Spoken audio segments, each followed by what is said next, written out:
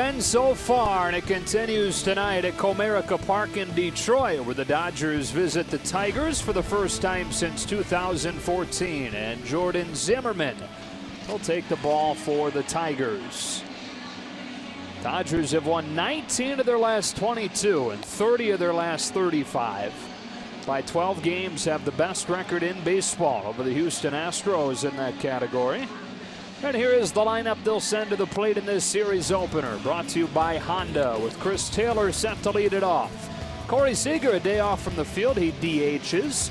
Turner's at third, hitting third. Then Bellinger in left for the first time since June. Grandal catches. Puig in right. And that sixth spot again. Adrian Gonzalez makes his return to the lineup. Logan Forsythe at second. And Jock Peterson in center field.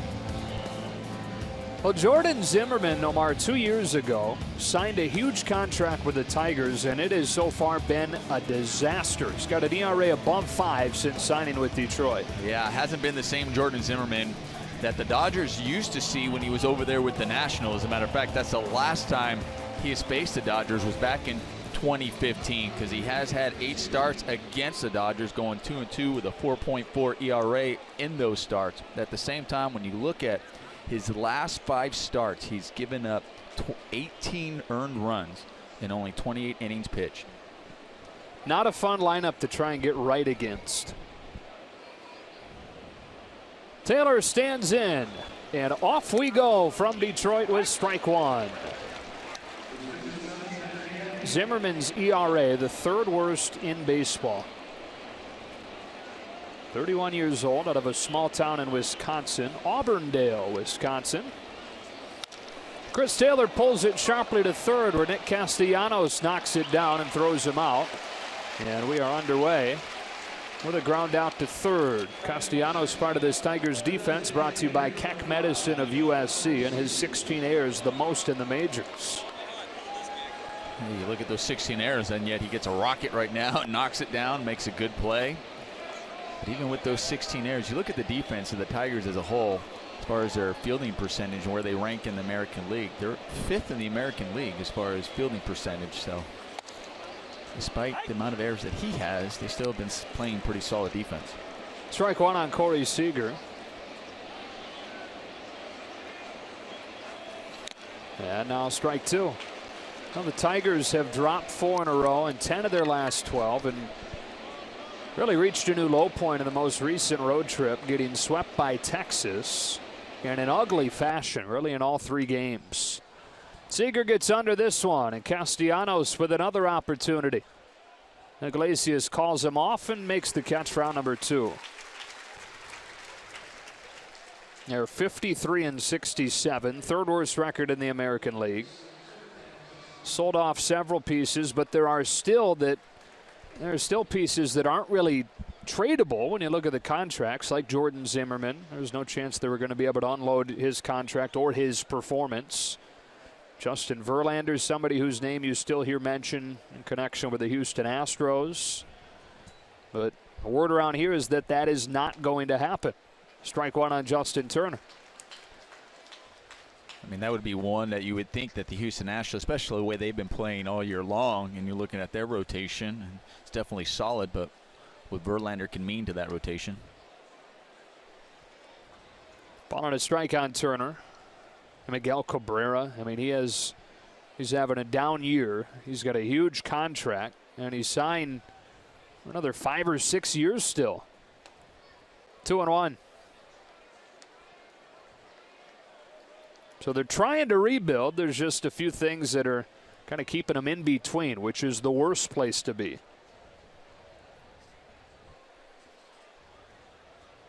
3-1.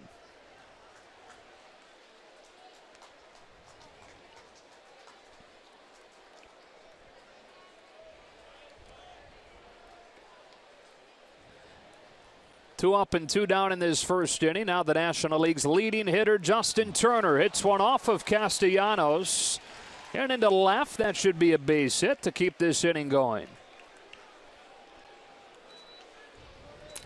That's why they call it the hot corner over there. You get rockets like that. He had one earlier, and he was actually in on the grass against Chris Taylor, trying to take away the possible bunt for a base hit, and he gets a rocket, knocks it down, and then that was another rocket right at him. Talk about having to be ready right when you step in the batter's box. How about having to be ready right when you step on the field? Top of the first inning and 2 bullets. That's when you go to your pitcher and say, you can't throw the ball away to right-handers. Give me a break over here. Let me know that you're coming in. So now Bellinger takes a breaking ball for a strike. Sitting on 34 home runs. Of course, the record for a Dodger rookie, 35, Mike Piazza, 1993.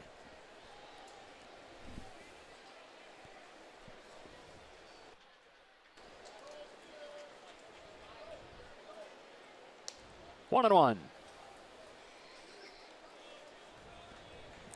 Started the rally on Wednesday night with a pinch hit single. Shortened his swing with 2 strikes, flipped it up the middle. And the Dodgers were able to score 3 times in the bottom of the 9th to beat Chicago 5-4. 1-2, throw down to first, not in time. Turner barely in there safely.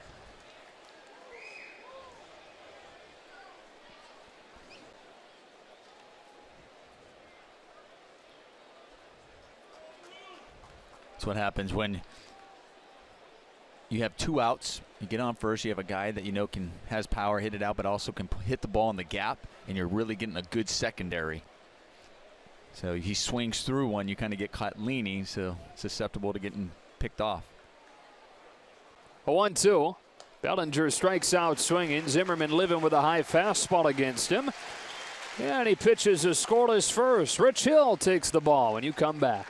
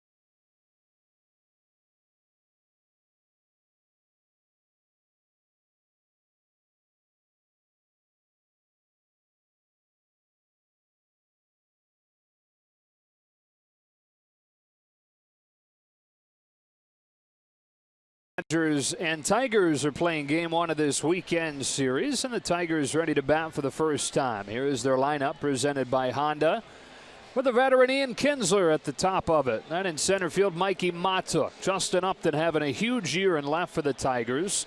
The opposite, though, for Cabrera, his worst offensive season. Castellanos sitting 5th at 3rd. Victor Martinez, the designated hitter. And McCann, Presley, and Iglesias at the bottom 3rd of the order that'll face off with a 37-year-old Rich Hill, who played his college ball down the road from here in Ann Arbor at Michigan. And only fitting when here at Comerica they're having University of Michigan night. Yeah. So I think it was because Rich Hill's pitch. No, I think it was already planned. But Rich Hill in his last outing got a no decision versus the Padres, going 6 innings and allowing just 2 runs. And, of course, stayed in the game after getting hit in the neck by a pitch. In fact, pitched 2 scoreless innings after he was hit in the neck. A strike on Ian Kinsler. It's like, how was your day? Oh, good. I got hit in the neck by a fastball, but I'm all right. And I mean, that was just scary. Yeah, square around. I think after that, he's probably glad that he's playing in an American League park just to go out there pitch. I don't have to bat. That's a great point. A little buffer. Right. He had a welt just off his Adam's apple. Went in for testing, a few hours of testing at the hospital afterwards, and all clear. That's over the inside corner, and it's 1-2. He's pitched here several times, mostly out of the bullpen as he traversed really both leagues. Most recently, though, 7 shutout innings for the A's here last year. A curve is yanked foul. And Dodger fans have come to get used to seeing that curveball. And if you're wondering how often he throws that curveball over the course of a game, well, so far this year, he's thrown it over 43% of the time has been that curveball. And if you're wondering how that ranks in the major leagues, that's second. Lance McCullers, is he number 1? He is. In Houston. So as a hitter, you're going up against Rich Hill. You almost have to think backwards. You almost think instead of when you're thinking it's a fastball count that you're going to get that fastball. No, you got to assume you're going to get that curveball. And Kinsler starting the game for the Tigers and looking at a curve. It's a little bit up, 2-2. You can see the frustration in Rich Hill on that pitch. He wanted that high strike of that curveball. That's where he'll actually try to throw it up there in the zones because hitters give up on it because they see it go out of his hand and they think it's a ball. Throws it again, and it is a ball, full count.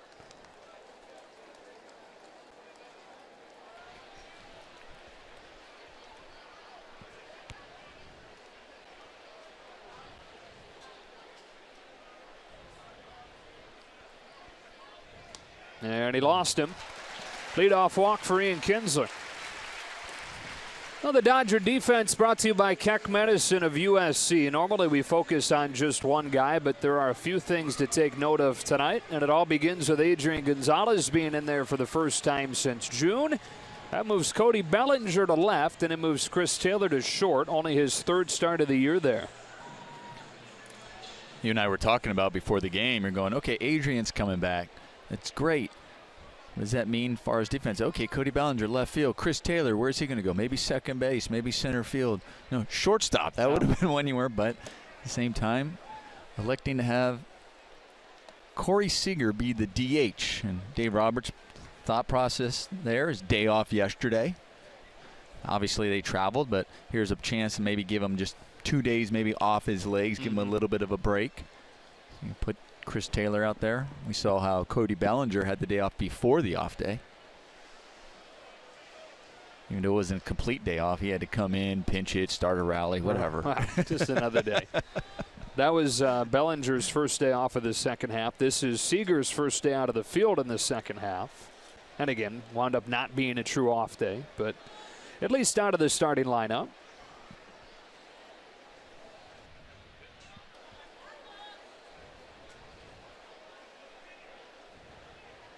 Runner takes off, a juggle from Grandal, and it cost him. Kinsler steals second.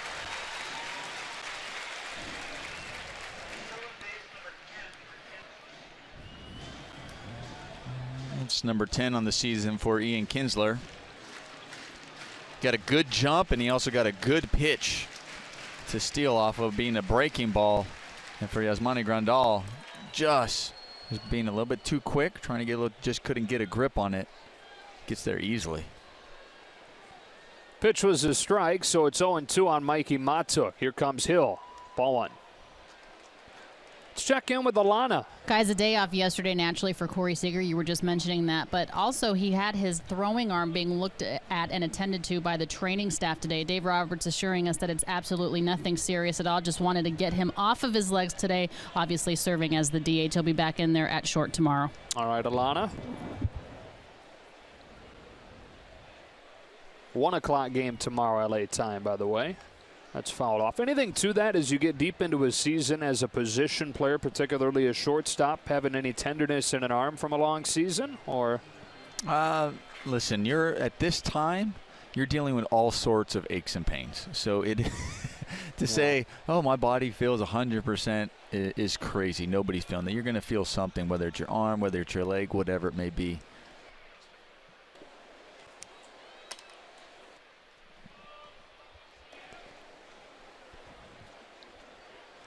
Kinsler runs again, swing and a miss, and he's safe at third. So they get Matuk for the first out of the inning, but Kinsler has stolen second and third. Yeah, that was pretty close. With this one, it was just the throw was high. If Grandal's able to get this ball low, I think it's an easier tag, and he's out for Justin Turner. And I know they're still going to have a look to see if he's still able to get that glove down in time. He might have stuck his fingers underneath that tag just barely. That's why the difference is where that throw is. If that throw is a little bit lower, JT's able to get that glove down quicker and get him out. Well, they do get Matuk swinging for the first out of the inning, and the infield comes in here in the first inning with one out and a man at third, and Justin Upton, the hitter. One of the top RBI men in the American League this year. He's knocked in 85. All-star for the Tigers, has been particularly hot since the break.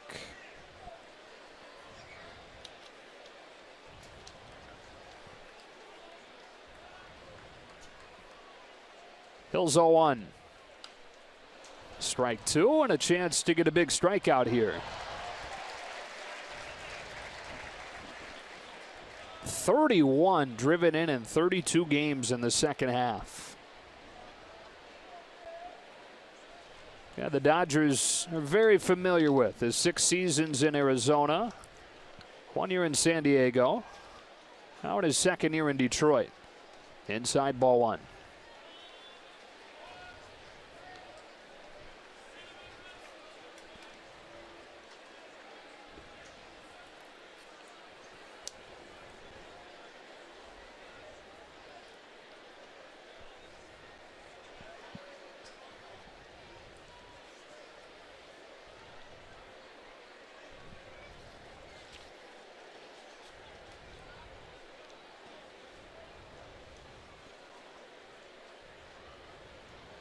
Kinsler at third with one out, and Hill to the plate 1-2.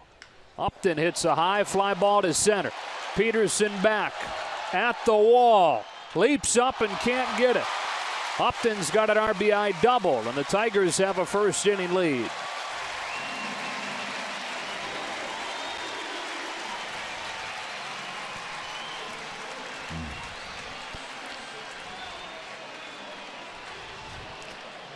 I know Jock Peterson's going to be upset with himself because he thinks he should have this ball as this one ends up staying in the ballpark, because off of his bat it looked like this ball was going to carry out to center field. But you see Jock Peterson, as he goes back here, he's measuring the wall. He's got a good beat on it.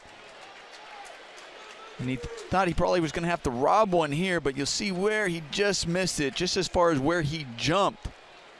Just kind of mistimed it just a little bit there and missed it. That's why when he came down, threw it in, he was frustrated with himself. Now Cabrera bangs one into the gap in left center. The Tigers take a 2-0 lead. Back-to-back doubles from Upton and Cabrera.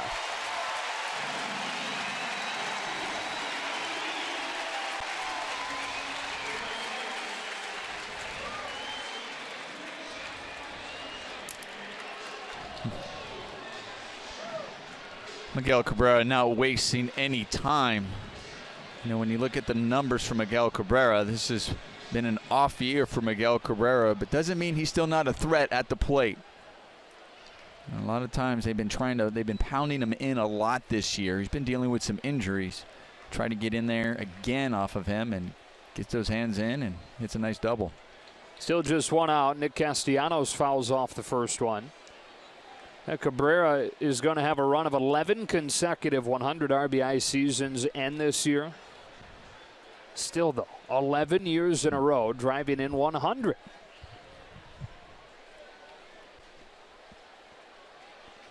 It's pretty amazing. He's had 4 batting titles in a 5-year span. 11 years, consecutive years with 100 RBIs. .318 career batting average. It's all pretty good. Top 5 hitters all time, right-handed hitters. I mean, for me, I'm biased because I've had a chance to see him so long in time and then play against him as well. So he is one of my favorite right-handers to watch hit.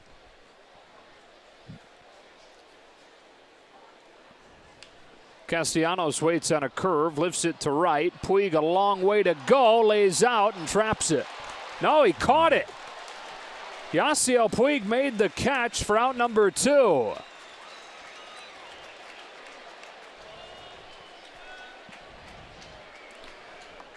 What a great effort by Yasiel Puig, because this is a big outfield here at Comerica Park, and he had to come a long way. And as that ball is coming down, wanted to be able to get the glove underneath it. Oh, and that was just barely underneath it. What a great effort and play by Yasiel Puig. As we take it slow-mo with Kona, showing off once again that Gold Glove caliber outfielder in right. So Castellanos the second out of the inning, and here's Victor Martinez with Cabrera at second, already 2 in the bank. First pitch curve, ripped to third, caught by Turner, inning over. But the Tigers strike for 2 against Hill on doubles from Upton and Cabrera. After 1 in Detroit, it's 2-0.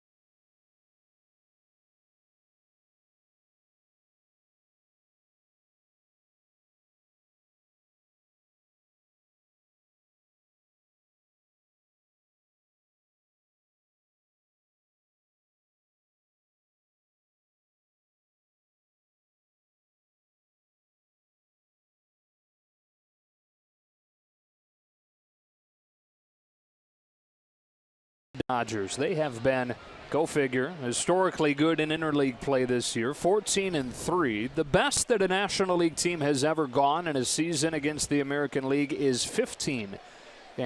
So depending on the outcome of this series, the Dodgers could have the best winning percentage of a National League team in a single season in interleague play. Now Yasmani Grandal to start the second for the Dodgers in a 2-0 hole, and Jordan Zimmerman misses outside, ball 1.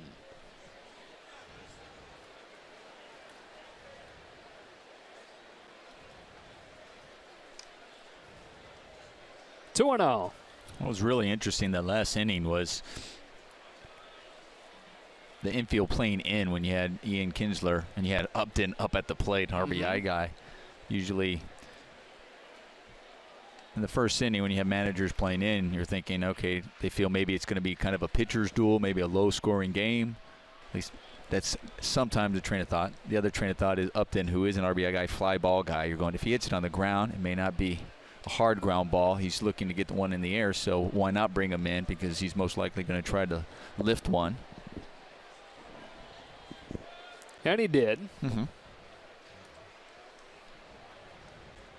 You're right, though. Just on the surface, it seems odd with Zimmerman's ERA. He issues a leadoff walk to Grandal. 562 earned run average for Jordan Zimmermann, and he has not been alone in struggling as far as starting pitching for the Tigers this year. Verlander's been good lately. Michael Fulmer, the reigning Rookie of the Year, has been pretty good for several stretches, but overall the rotation has not been good. And then also their bullpen has struggled as well. Bad. Yeah. Here's Puig. Left over the plate, lifted to deep left center. Mikey Matuk has room. Just got under this one. Grandal tagging and holding after making it about a quarter of the way to second. Didn't miss that one by much.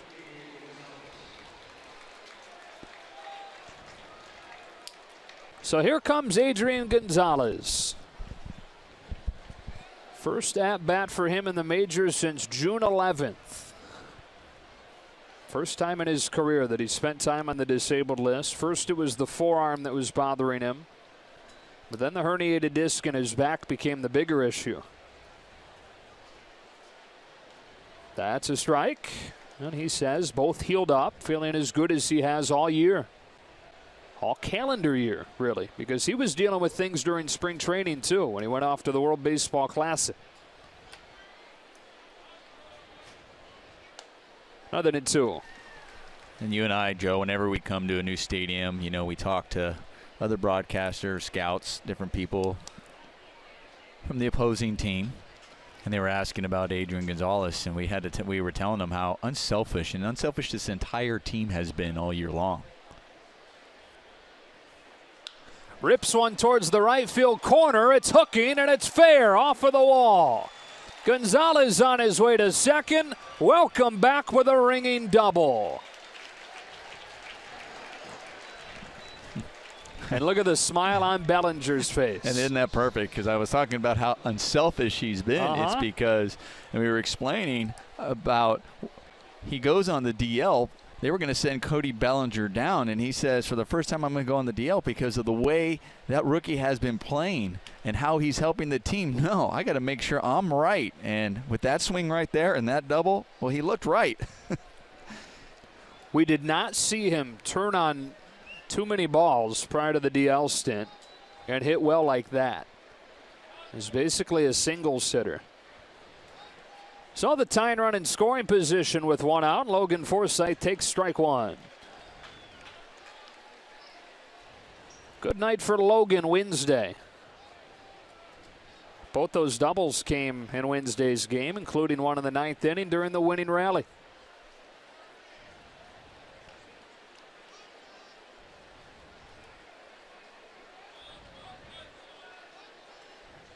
Left over the plate again, pounded to right, a base hit.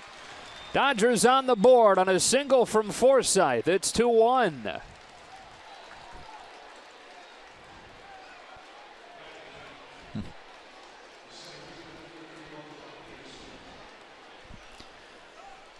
Well, Logan does a good job on this ball, staying inside, not pulling off of it and going the other way.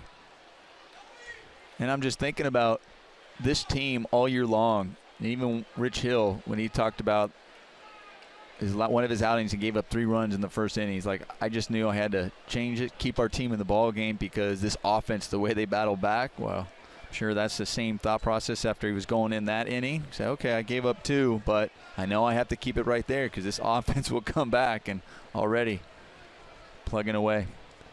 At the corners with one out for Jock Peterson. Fouls the first one. He, of course, is carrying the weight of this 1-for-38 slide.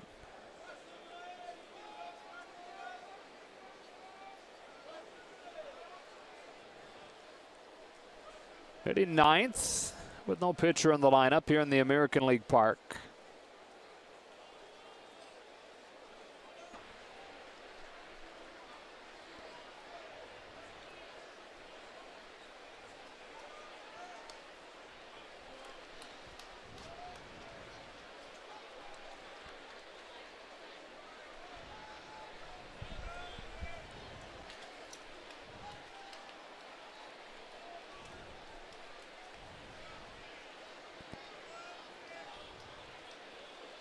With Gonzalez at third and Forsythe at first. Here comes an 0-1. Upstairs, ball one. And the fans back home are watching Jock Peterson. As you see his setup is, they're saying, is there something different? There is something different with Jock Peterson's setup right now. He's obviously, he's been struggling as of late. Got to try to make adjustments. Was working on now, kind of spreading, being a little bit more balanced, not as upright. You see him kind of bending those knees.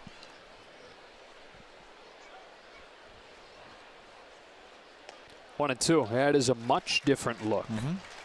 Which, listen, that's what you're supposed to do. You're trying to go out there and make adjustments. You've been struggling.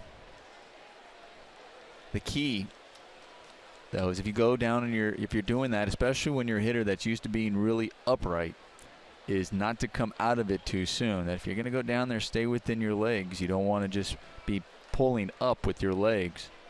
You're going to stay down and go through the ball. Fouls it off, stays alive at 1-2.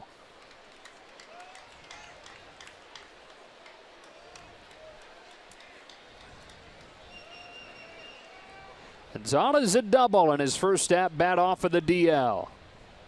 Moved to third on an RBI single from Logan Forsythe.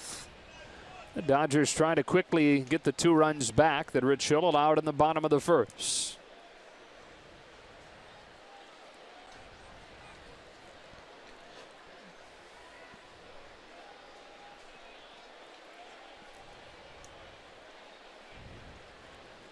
Dodgers have seen Zimmerman a bunch. You mentioned it, 8 times.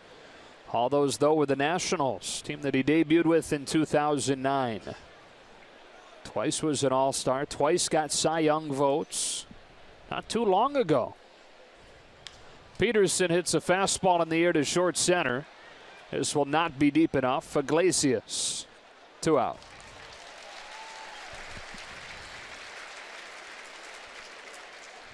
So Zimmerman was an All-Star in 13 and 14, had a no-hitter on the final day of the 2014 season.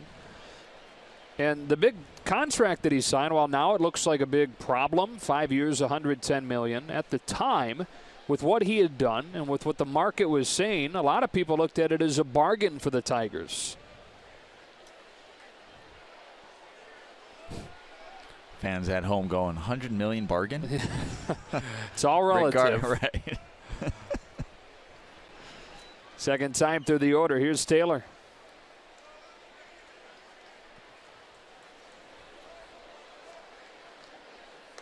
Ball one.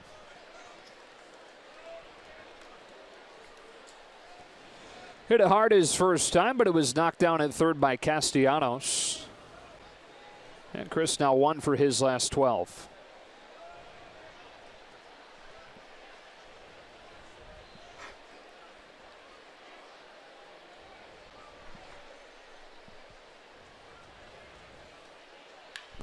Cranked to left, a base hit. And the Dodgers waste no time tying this game. Upton picks it up in the corner on a double from Chris Taylor that ties it at 2.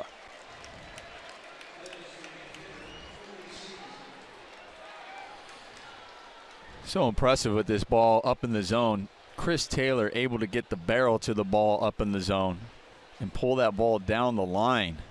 Be able to handle that bat. You see that right at the top of the strike zone. That's funny. Talking to Turner Ward before the game, we were talking about, Jordan Zimmerman, and he was great. He's like, look, I don't even go back to 2015 and what he did back there. We got to look at what he's doing now. Corey Seager now yanks a base hit into right field. Forsythe in to score. Taylor's headed home. It's a 2-run single for Seager, who's safe at second. And the Dodgers have exploded for 4.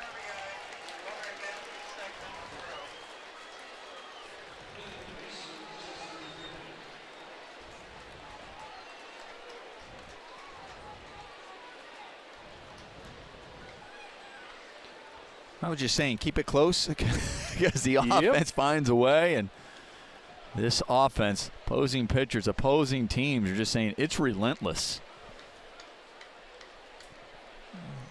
And then you just see the great run running the bases properly. He goes over there, he's reading it. And even then, you read that, you get over there to second base on the throw. He doesn't stop.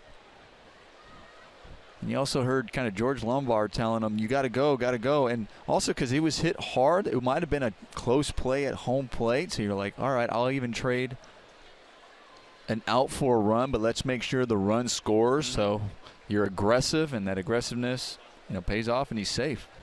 Remember, his aggressiveness paid off in the previous homestand, where he was hung up between first and second, allowing Puig to come in to score the winning run. Turner hits a fly ball to center field that Mikey Matuk will settle under. But a half inning after the Tigers take a 2-0 lead, the Dodgers open up a 4 spot and give Rich Hill his first lead of the night.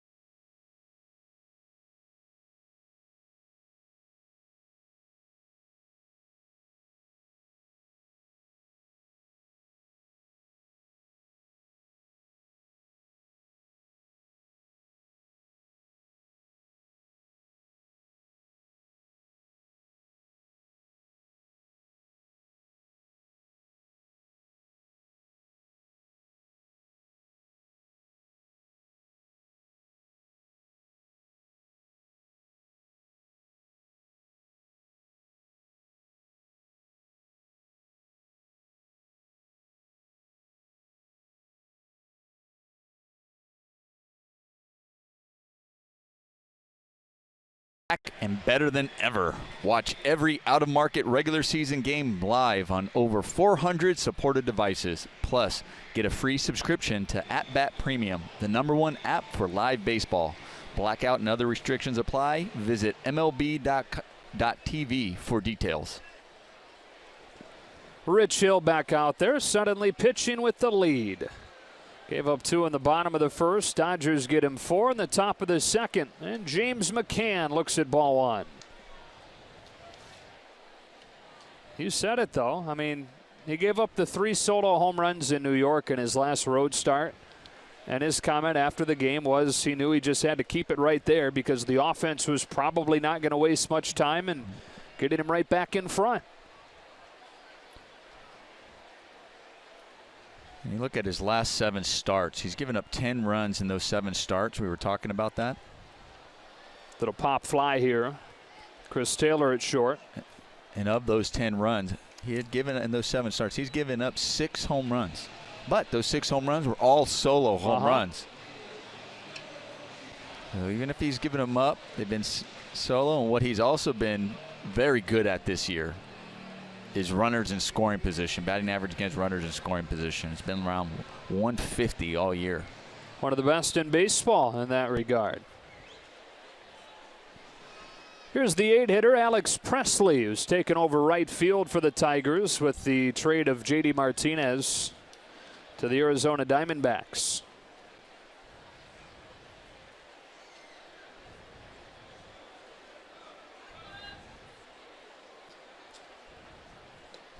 Two and 0.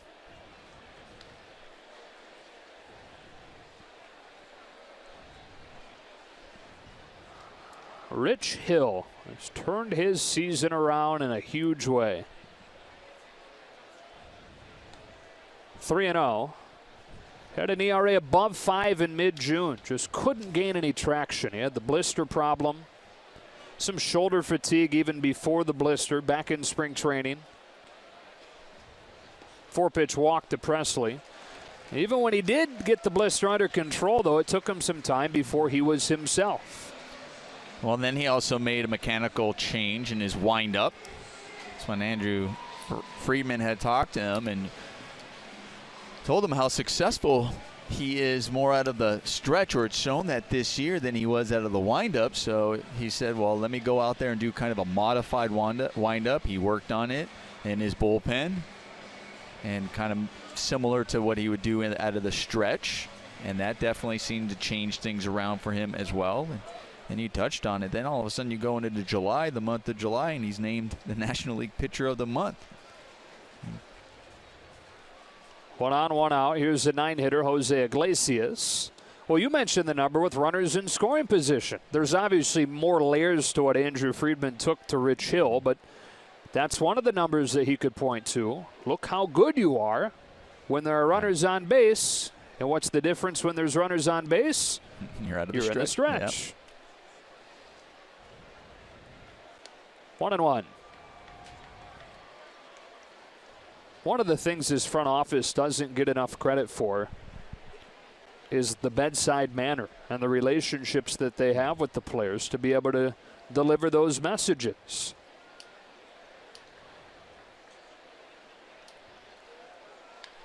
On the ground is Shore. Taylor picks a tough hop and starts a 6-4-3 double play.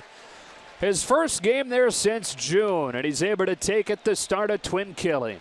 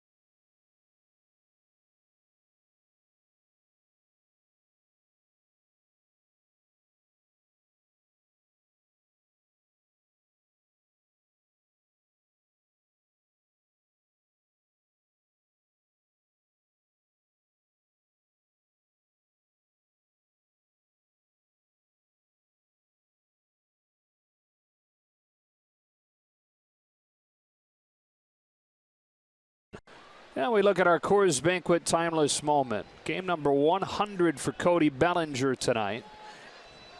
And with the Dodgers 76-23 over his first 99 games, that's the single most successful first 100 games for a player in Major League history.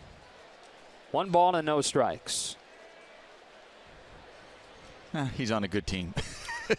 That he is, but he has been a big factor in what they've done. Wow. It's under this one. Sky high on the right side of the infield. Cabrera waits for it to come down. Yeah, there were 9 and 11 when he was called up.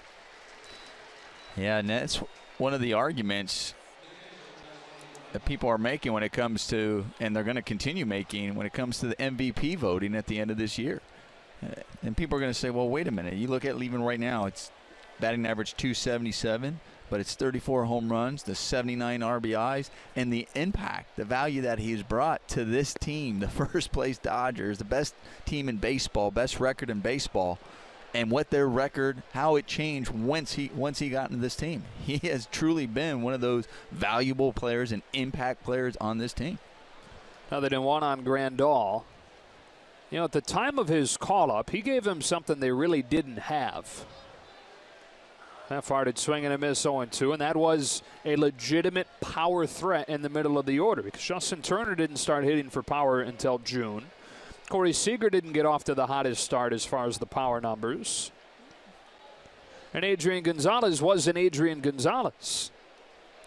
Well, that's an excellent point. He definitely came on the scene early, hitting a long ball. I mean, so much so that he got a trip to the All-Star game, deservedly so. Home run derby. Yep, home run derby.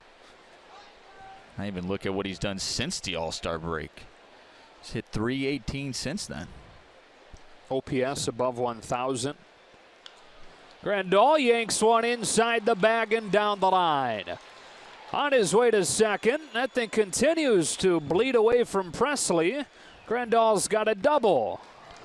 That was an impressive double by Yasmani Grandal because we saw the half-hearted swing on the pitch before, and it was a good breaking ball. And here was another good breaking ball that was going down and in, and that was a good pitch. That was breaking out of the zone. That wasn't a strike. It was a good pitcher's pitch, but he still, one, able to hit that, but two, to be able to hit that where that was and still keep it fair.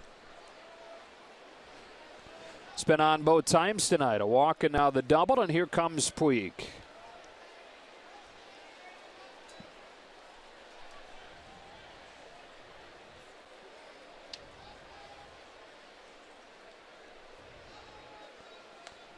Strike one. Well, Puig swung at the first pitch his first time. Didn't give us a chance to talk about his at-bat to win the game on Wednesday.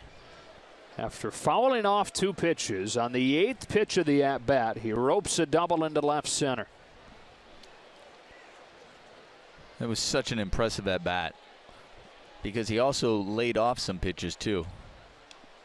There were pitches down in the zone, and we've said that about Yasiel, what we've seen all this year. But the pitches that we have seen in the past that he's either chased, especially the breaking ball down or the slider down and away, he's laying off more. And sometimes even the fastball down, and especially in a situation like that where you're going, okay, the moment where you can be the guy to knock in the tying run at third base, he has a tendency to expand the zone. Ball one. And he didn't do that in that at bat. That's why I was just, and there were some really good pitches that he laid off of that that were borderline that he can possibly expand the zone. He didn't. Then fouled off some tough pitches in order to get a pitch he could handle and ultimately driving in the winning run. He also ate a baseball in the middle part of the That's a at-bat, great point, too. Good. So that gave him some energy. Right, carb loaded. Yep. Just he was feeling a little sluggish probably in the middle of that bat. Take a bite out of the baseball. All right, there you go. Right. You're right, though. I mean, even in times in his career where he's been hot and has looked good, the tendency in those biggest spots was to revert to what he does when he's not good. Right. And in the big spots, you're seeing the same consistent guy now. Zimmerman gets him here with a sharp slider, 2 out. And we say that, we're like, okay, he swings and misses the slider, but that was a good pitch. And even him nodding, was like, yeah, he was almost like giving him credit, like, yeah, that was a good pitch. Not just pitch, it was starting the strike zone, and it even hit the corner. I mean, that was just a perfect pitch by Zimmerman. But I think when he bit that ball, it was more like he understood the ball. He was frustrated himself. Like it's almost like he goes, I know better than that one, that pitch. I know to lay off of that. So it was great to see. So I'm going to punish my teeth on this baseball. Gonzalez swings away and hits a high fly ball to pretty deep right field, but hangs in there for Presley, and the Dodgers finished in the 3rd. On to the bottom half on a beautiful night in the Motor City with the Dodgers in front 4-2.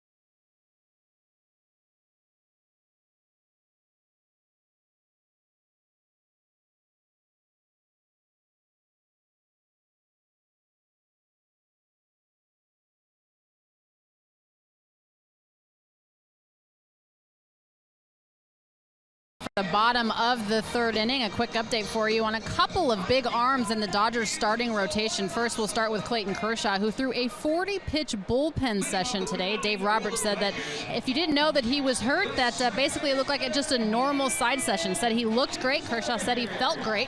The plan for Kersh next is to basically throw another simulated game, probably 3 innings in Pittsburgh, either on Tuesday or Wednesday, and then likely a rehab assignment after that. Yu Darvish not with the team right now, guys. The right-hander actually stayed back in Los Angeles after an off day yesterday. He and his family are in the process of trying to find a place to stay, a house for at least the remainder of the season. He'll join the team tonight. All right, good stuff, Alana. Ian Kinsler, top of the order for the Tigers against Rich Hill, who's downhill with the first pitch fastball, 1-0. Good news on Kershaw. Sounds like getting pretty close to him coming back.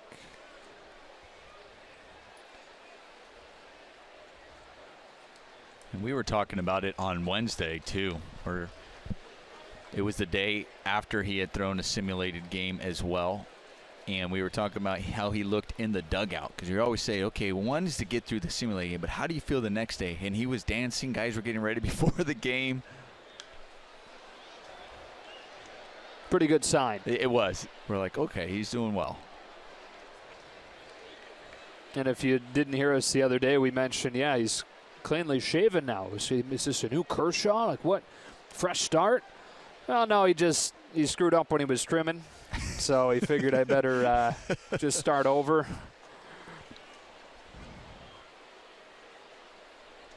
Two one. Ball 3. On Ian Kinsler, walked and scored to open the game for the Tigers. In fact, walked, stole second, stole third, and then scored. Drives this one to right center field. Yasiel Puig to the edge of the warning track. 1 out.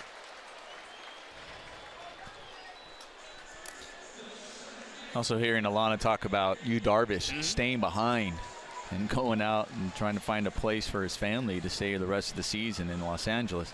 I think some of the things that often just get overlooked when you get traded. I know at the times during the trade deadline you had brought that question to me, like, what's that like? And it's like, it's overwhelming. You're in a place for so long, such as Yu Darvish was. I was in the area for 8 years. You have your home, you have your routine. All of a sudden, you trade. Whether you're on the road, if you're on there, you may not, but pack up a bag and then move, and then you have a family you have to worry about. Yeah, real life happens. Right. So, because you're in a hotel, they basically set you up in a hotel for 2 or 3 days. They're like, yeah, the team will pay for 3 days, and then you're on your own, finding your own place. Well, you're going to go out there and pitch for a first-place team. So oftentimes they do look for that day or the day off where it might work, where you can say, okay, and obviously Dave Roberts and the organization recognize that, say, stay back, try to take care of the family life, and then meet us on the road. 2 balls and a strike on Mikey Matuk. Same thing going on right now with Tony Watson, came over from Pittsburgh. He was there his whole career. His family's still getting settled into Los Angeles. 2 young kids.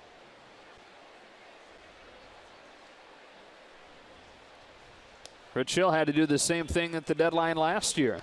That's why him signing that big contract, a 3-year deal worth a lot of money, first big deal he'd ever signed, why that was so significant for him. Obviously the background, he's been through so much. But to finally have that security and be able to be in one spot and breathe easy. On 2-2. Back foot breaking ball for ball 3.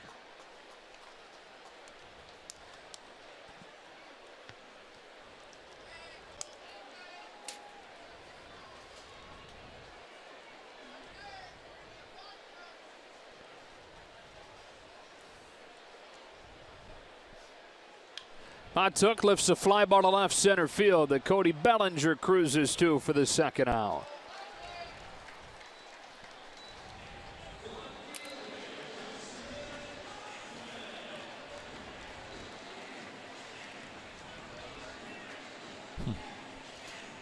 I was just thinking, and we've seen that more and more, especially with this Dodger team. We're talking about the versatility and guys moving around. Okay, Bellinger, you can go to left field if they really wanted to. He can play center field as well. Chris Taylor, left field, center field, shortstop.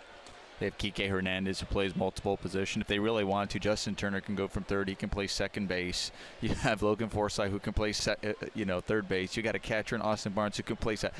It's not, and I say this now because Little League World Series is going on, right? It's like that was back in Little League when everybody was playing everything. You know, all you need is when they need to close the game out, you need the shortstop to come in. You know, hey Seager, can you go close this game out? Right. Close it out. But at the same time, like that's what we've seen from these Dodger clubs, and it's not just this year. We've seen that over the last few years too.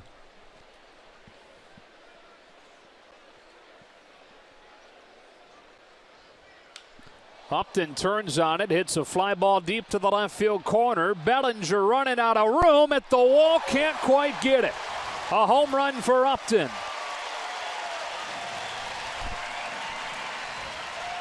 Oh, he almost caught it. He almost robbed him. What did Justin Upton, did he miss first base? Yeah, looks like he did.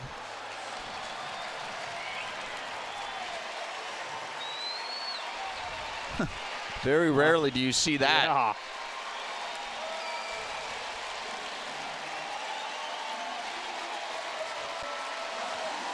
Boy, Bellinger had that thing measured up. He did. He just had so far to go to get there.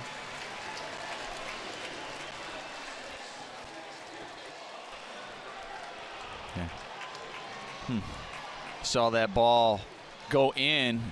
They wanted the ball away, missed his spot. Upton getting to that ball. And we see the effort out here by Cody Bellinger out in left field. Like once again, we were saying he hasn't been out there much, been playing first most of the time, and then gets an opportunity to possibly rob a home run, and it comes off his glove. As he's sizing up the wall, he did everything he was supposed to do, just couldn't hold on to it. It was in there. Ball on a strike, and Upton was so busy trying to figure out if it had been caught, he forgot to touch first.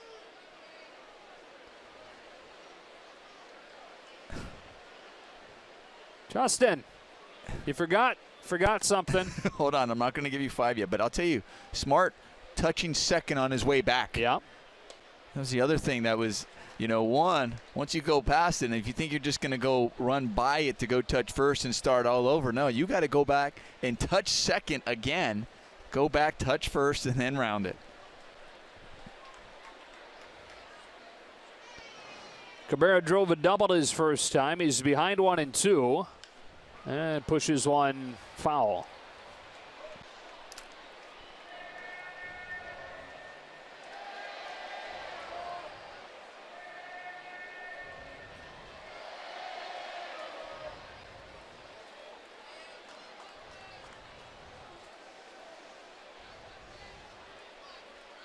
All solo home runs allowed by Rich Hill, all 13.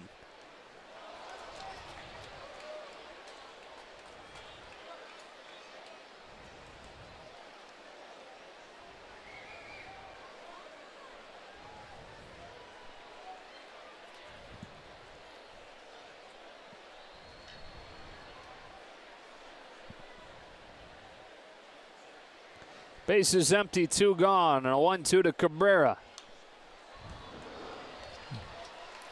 And this time of the day, very cloudy out here in Detroit. It's been a beautiful weather, but cloudy. But this is where it's really great. This is where you see pop-ups right now where you really got to tell your infield. Everybody has to help each other out and point to the ball.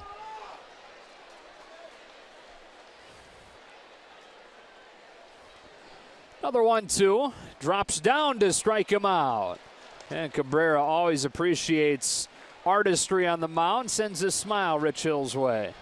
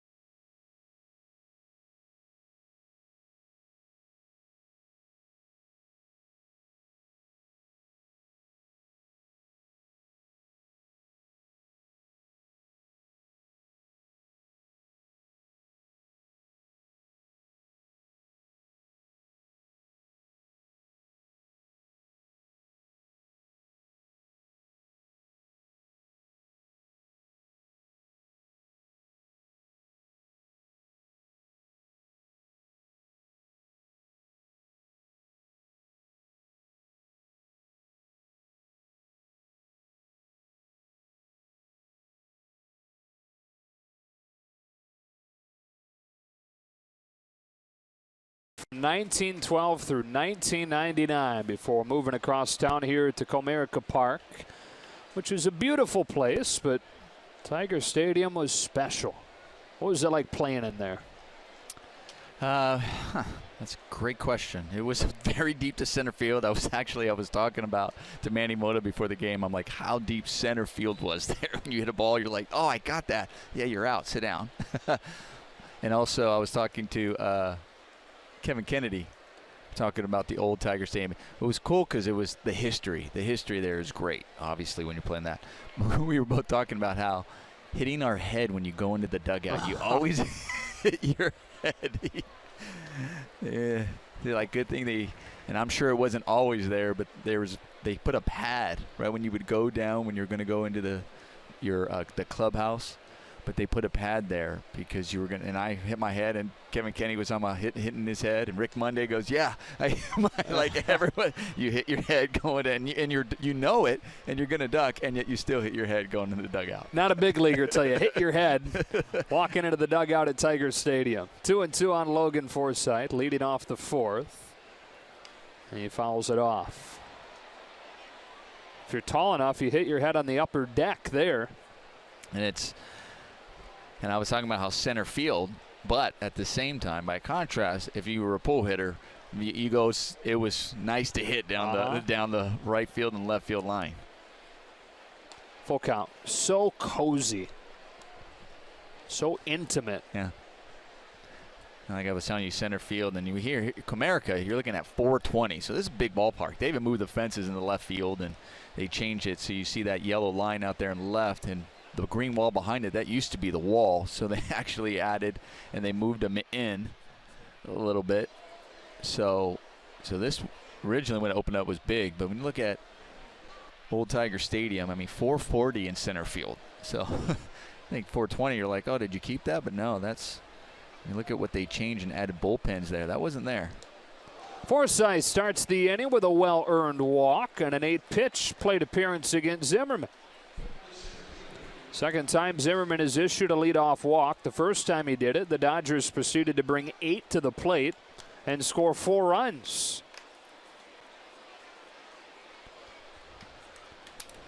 So now it's Peterson.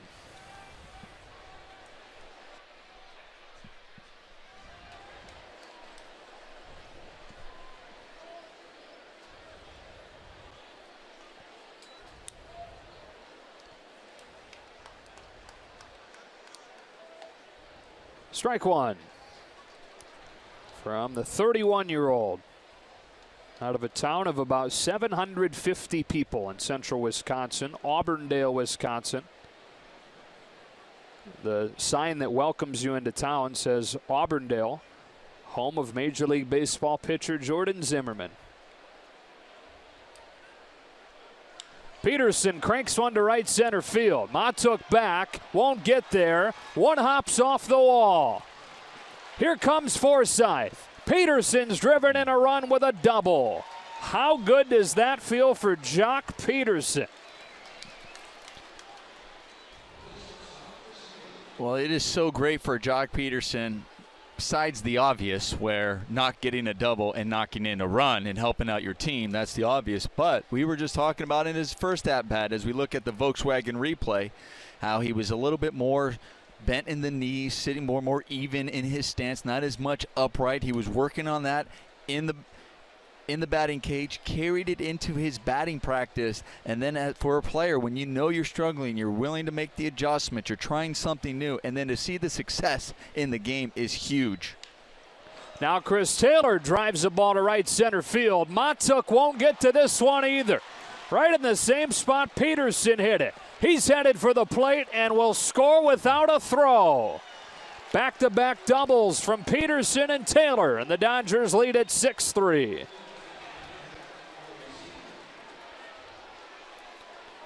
It's like an instant replay from the other side of the plate. Well, it was really interesting that they didn't have a play. We're thinking about throwing Jock Peterson out at home because Jock, there was nobody out. So he's going, okay, ball hit that deep.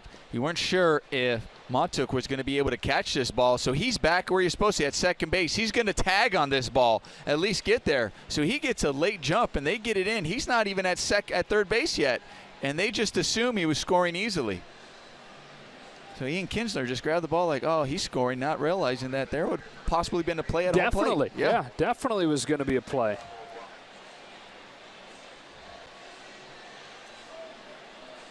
It's little things like that, though, that are not surprising to see with a 53-67 team. Stuff like that, though, I don't think it's exaggerating to say you never, ever see it with the Dodgers. This year. Yeah. This year, it definitely feels like you're not seeing that. You're right, because it seems like they are in every single moment, every single play of the game. They don't take anything for granted. They don't assume anything. Corey Seager, ball one. Yeah, I mean, you can still win games with a play like that here and there, but I'm racking my brain to come up with moments, and you can probably count on one hand moments like that from an entire season. 2-0 on Seager. Even now, when they lead all of baseball by 12 games, they lead the division by an unprecedented 19. The details on an everyday basis where the outcomes of the games truly don't matter much, still locked into the details. 2-1.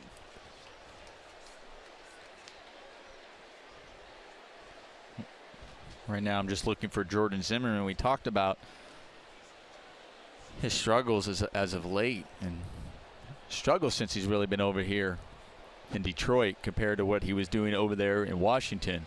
But his last outing, he got a no decision versus the Minnesota Twins, but that outing only lasted 3 1/3 innings, and he had given up 8 hits and 7 runs during that outing. And so far, he's got 6 runs here and 8 hits. Yeah, so what's that? 13 runs on 16 hits over his last 7 innings. Last 6 1/3.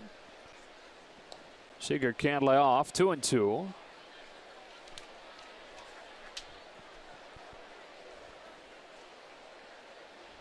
And it just makes you shake your head because this was one of the best pitchers in the game prior to coming to Detroit.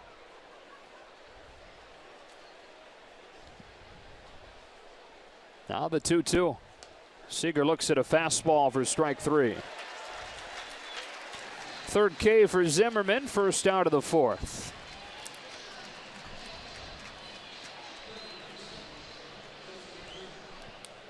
And this was just a good spot for the fastball, down and away. I wonder if Corey Seager was wondering if it was just too low. Thought it might have been out of the strike zone down there, but no, definitely looking at pitch cast. It caught a lot of the strike zone there, and it was a good pitch. He maybe saw the catcher McCann reach. Yep.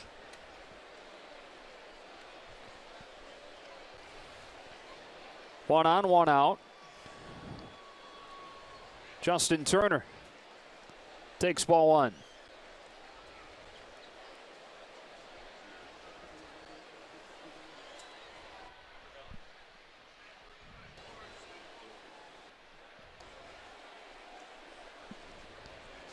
Turner 1 for 2 in this one, and now 5 for 9 lifetime against Zimmerman with a home run. On this 1-0 pitch, hits it in the air to right center. It's Presley, 2 out. Taylor headed for third. He'll get there safely. Cody Bellinger headed to the plate. We take a look at our Land Rover Performance Spotlight as he reaches his 100th game of his rookie year tonight. Matching that up with Miguel Cabrera's first full season in the majors. He debuted partway through 2003 and went on to win a world championship with the Marlins that year. But the numbers stack up pretty favorably. More home runs in 61 fewer games for Bellinger than in Cabrera's first full year. And you remember the impact that Cabrera had when in that first season. You saw I mean, not only just we see the numbers, but you remember what he did and what he meant for that Marlins team. And we were talking about earlier the impact that Cody has had. I mean, you see from the numbers, it's a great comparison. But we've been lucky enough to see it all year long, as well as Dodger fans say, okay, it's more than the numbers and the impact that he has made. 2 balls, no strikes. So he has 34 home runs, and he hit them in his first 97 games. Piazza hit 35 in 149 games. The 2-0. So he's got a chance. Yeah.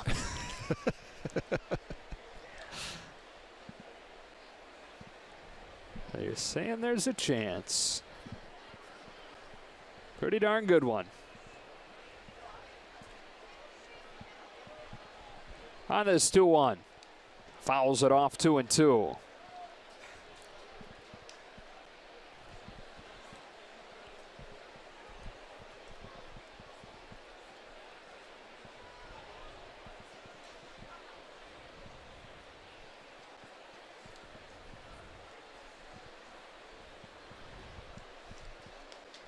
Full count.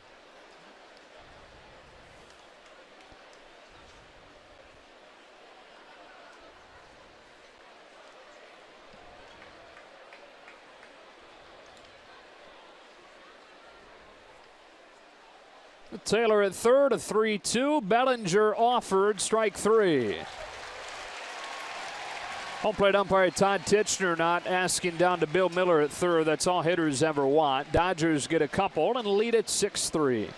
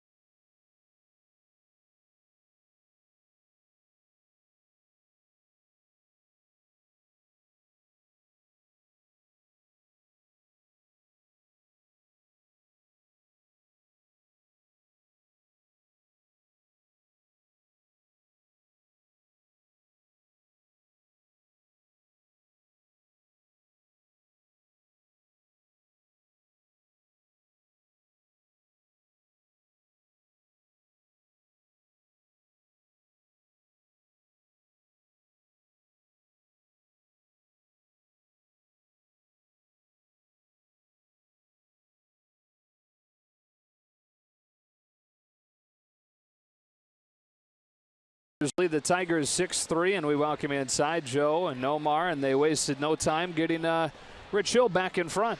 No, I mean, especially Rich Hill. Okay, early in the game, first inning, they score a couple of runs. We've heard Rich Hill in the past when he's done that. I trust his team to come back, put some runs up, and they deliver once again. Hill gave up 2 in the first inning, gave up 1 more in the third, but the Dodgers getting 4 in the second and 2 in the fourth. So here we go in the bottom of the fourth with Nick Castellanos taking a curve for ball 1. It's been hot lately. Hitting above 370 over his last 8 games. He's knocked in 10 during that 8-game run. On a 1-0, he takes ball 2.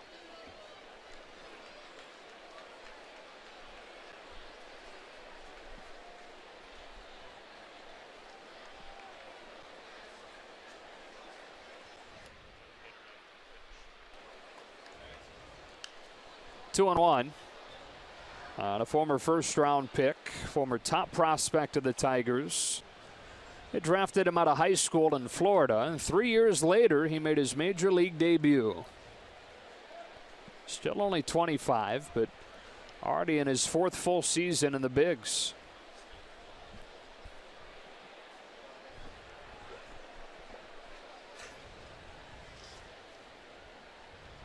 Three and one.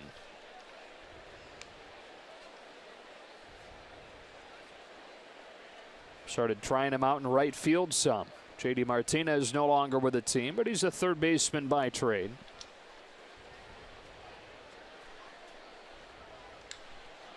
Hits his ball in the air to center. Peterson struggling to find it, now has it located, and like you were just talking about, that time of night where it can be tough. That's a helpless feeling for two people on the field. One for Jock Peterson, person that ball is coming to, and you're going, great, I can't see it, I know it's coming at me, and you don't want to get. And two, it's a helpless feeling for the pitcher who goes, okay, I think I just missed it. That hits my outfielder, he's got it, and then you see the hands go up, and he's going, uh-oh. Oh no.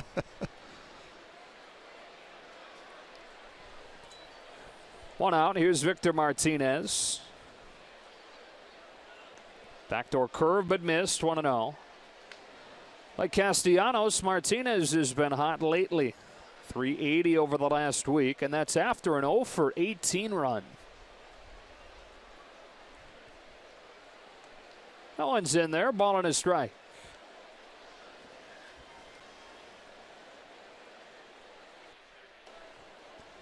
Martinez, 38 years old now, in his 15th year in the majors. About half of that time here in Detroit. Filthy curve. He's over the top, 1-2.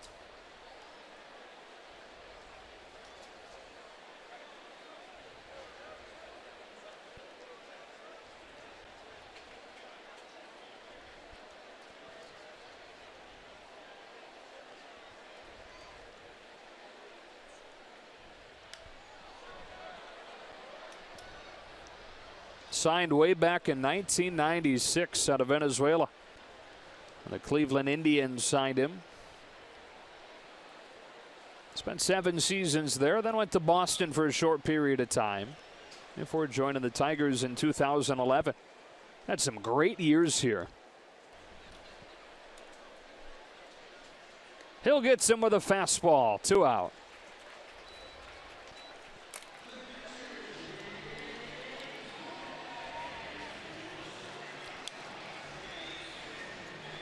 Well, Rich Hill doing a good job just climbing the ladder with that fastball. This is one thing that we see a lot of this Dodgers pitching staff. They are not afraid to attack the top of the strike zone with that fastball. Rich Hill's not afraid to attack it with the fastball and the curveball. They kind of work hand in hand. Yeah, I mean, one, the fastball up in your eyes, you get to swing and misses like that. And then the other one with the high curveball, you get them to take it because they think it's a ball, especially out of the hand. They're like, you see it right out of his hand, and as a hitter, your first instinct is like, oh, that's high, and you give up on it.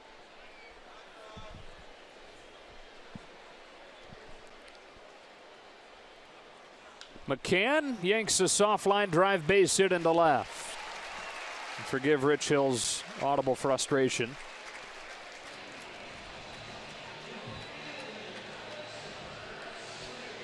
Well, he's upset with himself. Either he's upset with himself or he's upset that that ball was able to fall in because it wasn't hit really hard. It was a breaking ball that ended up getting on the hands of McCann, and he was able to just be strong enough to get it out there. Keeps the inning alive for Presley. And a 6-3 game in the 4th. Goes sidearm and misses low. Andy McCullough wrote a really good article about Rich Hill in the LA Times a few days ago about how he turns into a, quote, psycho on days that he starts. He's so mild-mannered, just as a guy, polite, accommodating. 2-0, but he gets on that mound. You know, we just heard him obviously share some of his frustration very loudly. Andy shared a story about his start in New York. He let out a word where his kid was sitting close enough where he heard the word and looked at mom and said, "What did Daddy just say?" 3-0. And All she could do was laugh. I mean, what are you going to do at that point? That's when you say, well, son, when you make it to the big leagues, you can have that frustration. Until then, you're not allowed to say it. Yes, until then. Yeah, it's a 4-pitch walk. So back-to-back 2-out base runners here, and the Tigers will bring the tying run to the plate.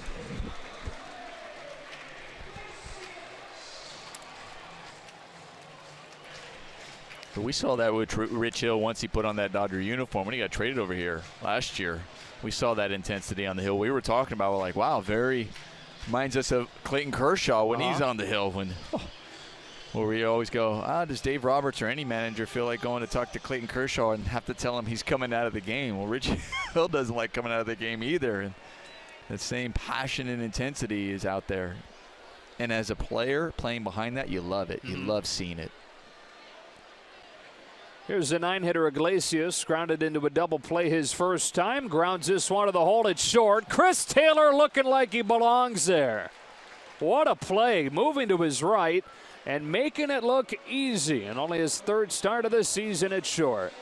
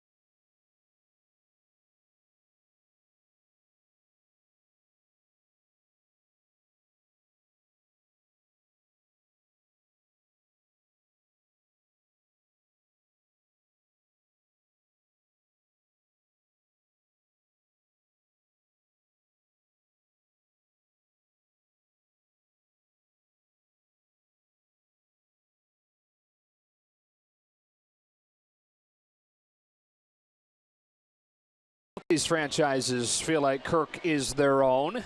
Obviously the big home run in '88, but spent much of his career here in Detroit and is here right now on the Tigers television broadcast. It was so good to talk to him earlier before the game. It was good to see him. And it's funny, even on this date in Tiger history, he actually hit a 3-run homer in the 6th inning. But he became the first Tiger to reach 20 home runs and 20 stolen bases in a single season. Did that multiple times. In fact, 5 consecutive seasons of 2020. The 5th in that run was his MVP year, 1988 with the Dodgers. Now Yasmani Grandal leading off the 5th, taking a ball. It's 1-1. And you never get tired of him telling the story about when he hit that home run in '88.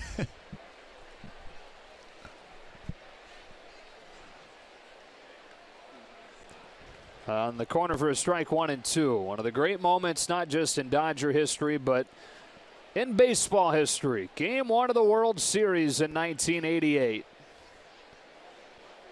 With 2 bad legs. There's a pop-up on the infield. Ian Kinsler at second for the first out.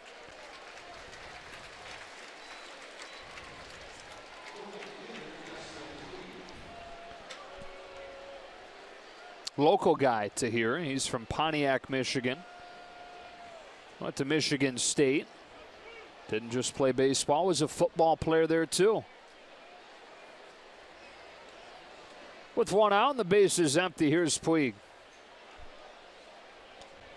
Ball on.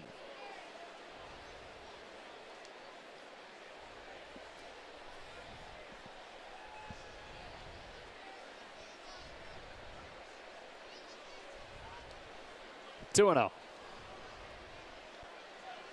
Yeah, the game-winning hit the other night for Puig is his only hit over the last 9 days, but he's continued to get on base with the high walk totals.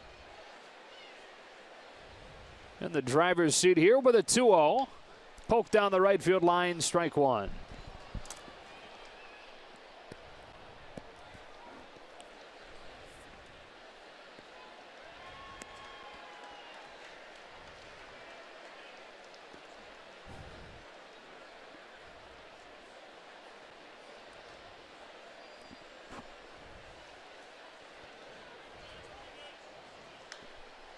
Another pop-up.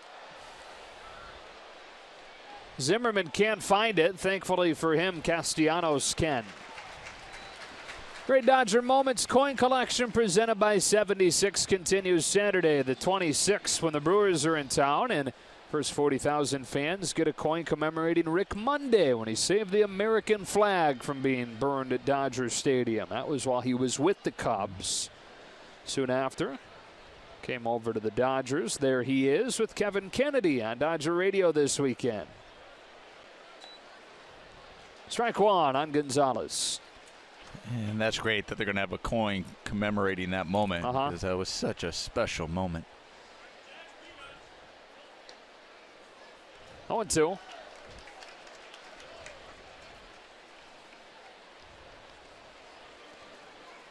Double and a fly out to the edge of the warning track, and Gonzalez his first game back. Here he strikes out. Nice job by McCann to get his glove under that one. And a 1-2-3 inning for Zimmerman, his first of the night.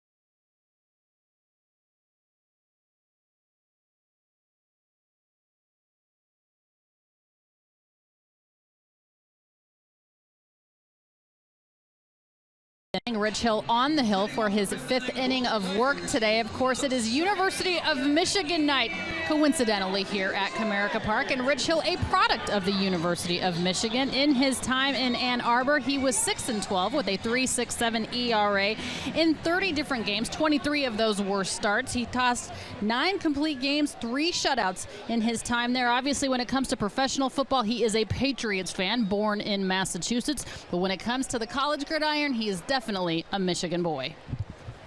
Fun time to be a Michigan fan.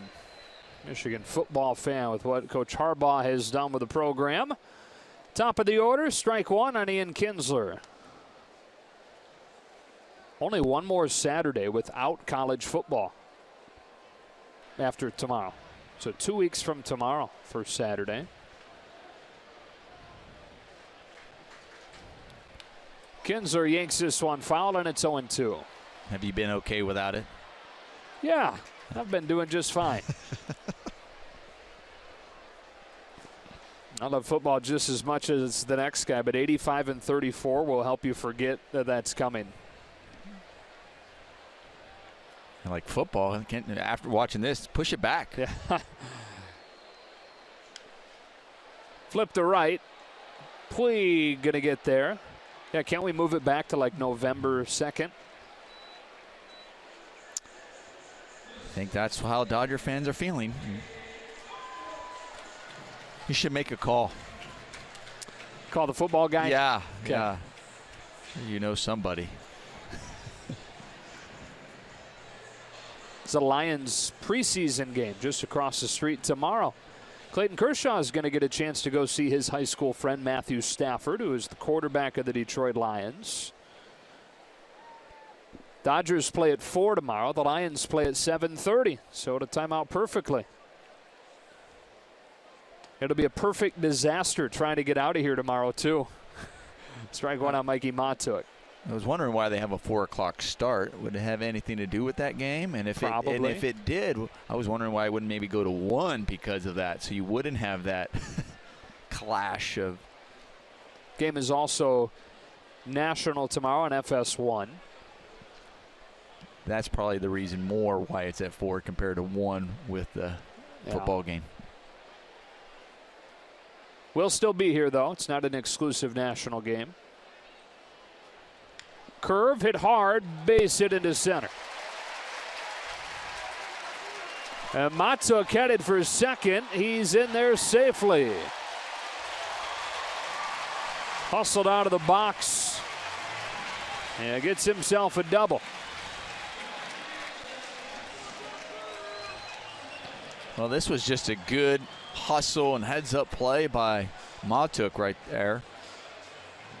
And also for the Dodger outfielder, need to do a better job getting to that ball. You know, hustling, recognizing that he might be able to get 2 on that. I know it was hit between both Cody and Jock. I know they're probably telling themselves, we have to get to that ball quicker. We have to be aware of that, be ready for it. Justin Upton came into the game 0 for 6 against Hill lifetime, but he's doubled and homered.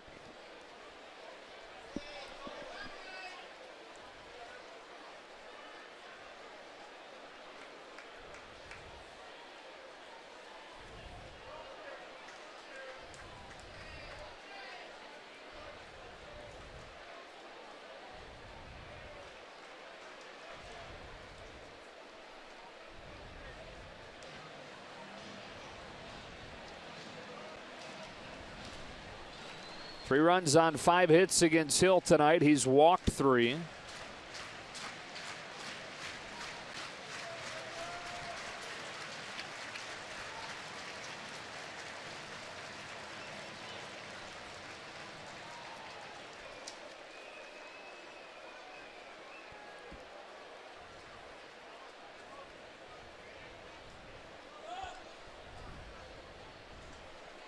After the visit, an 0-1. Ripped to short off of Taylor's glove. Matuk stops at third.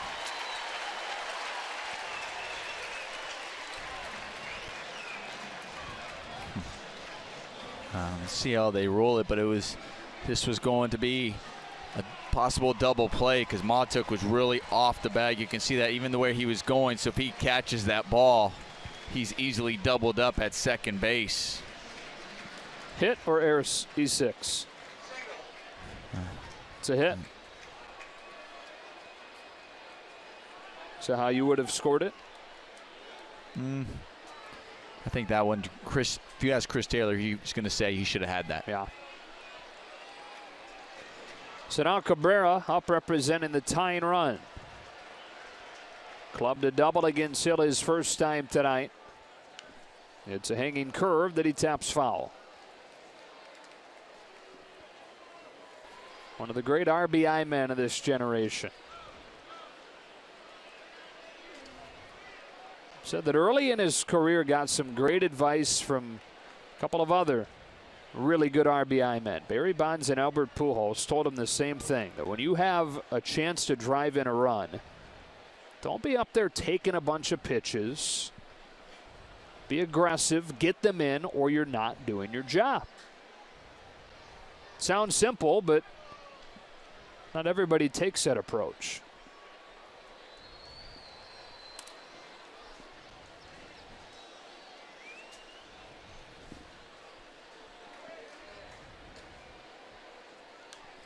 Oh, and 2.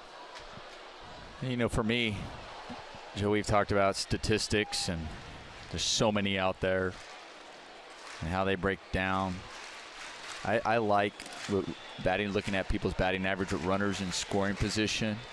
I mean, one, obvious the success they have in driving it, but also to me, guys that usually have good averages, or guys, especially in the middle of the lineup, such as Miguel Cabrera, they want to be that guy knocking in runs.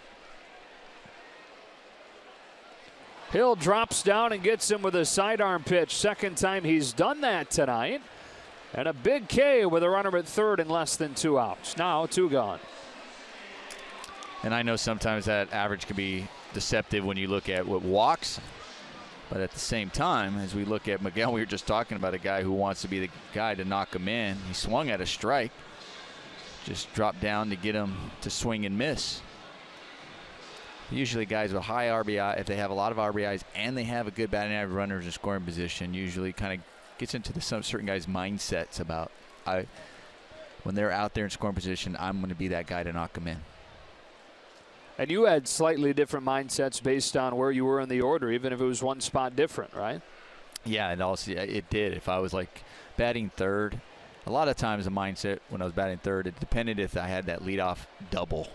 And then I had to be aware of the guy batting fourth, how he's hitting, who the matchup is, the guy even hitting behind him if they pitch around him. And there was a lot of factors that went in how to approach that. Nick Castellanos, strike 1. But I also was in the mindset, though, when there were times when there was that when I was batting third. At fourth, there's guys in RBIs, no matter what, I'm driving them in. And there were times, like I said, I was aware of that stuff. But once, say, there was an out, I'm like, okay, I'm driving guys in when I'm batting third.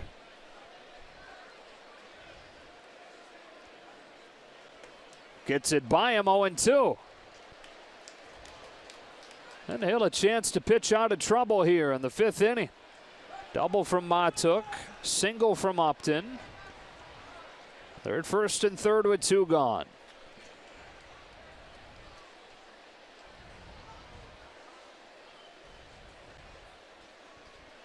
Oh-2. Struck him out, dropping down sidearm for back-to-back Ks against Cabrera and Castellanos.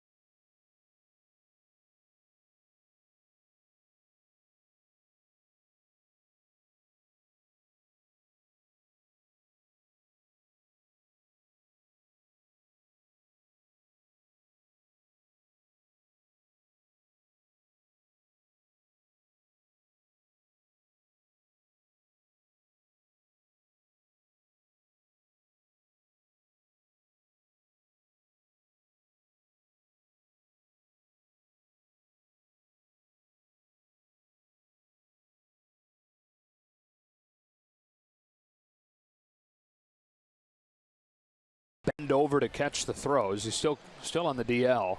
I'm to have to tax that back any more than he has to. I tell you, that's kind of scary when you're actually there and they have to throw it to you. It's like I used to always get close because Logan Forsythe goes after the first pitch that he sees and drops it in the gap. It gets all the way to the base of the wall, and Forsythe has a double. He's reached all 3 times tonight. Single, walk, now a double. another good at bat by Logan Forsythe. We were talking about in his first AB, going the other way for that RBI single, staying inside the ball, and he does the same approach here. Started off the inning with a base on balls in the 4th, getting on base, ended up coming around to score, and now the leadoff double here in the 6th. To bring up Jock Peterson, who drove in a run with a double of his own his last time. All right, so anyways. But what Kershaw was doing when you're signing autographs, and sometimes it's over the dugout, and you have all these people who want your autograph, and you point. Well, sometimes when you point, people don't know who you're pointing to, so you'll have 3 people throw the ball at you at the same time, and they're thinking that you were pointing at them. So that's why I was like, oh, let me just get closer.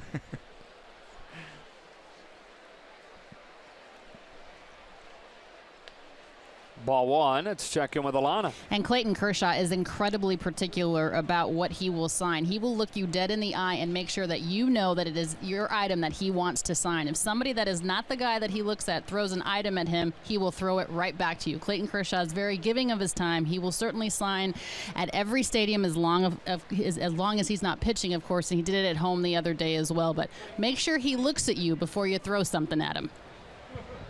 Just don't look him back in the eyes. You might turn to stone.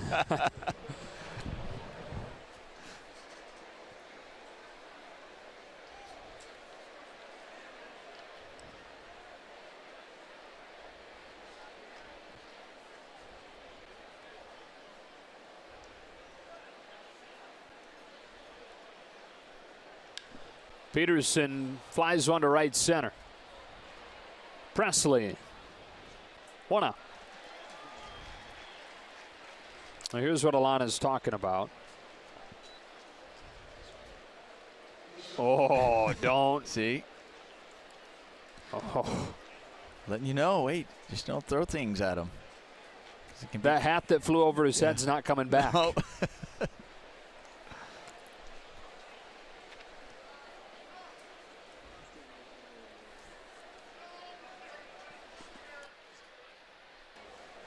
Alana tells us it is still in the camera well, that hat. No joke. Good thing they got team stores here. Try again. You think that person is kind of, hey, excuse me. Hey, Clayton, can I get my hat back? You don't have to sign it, but can I get it back? Right.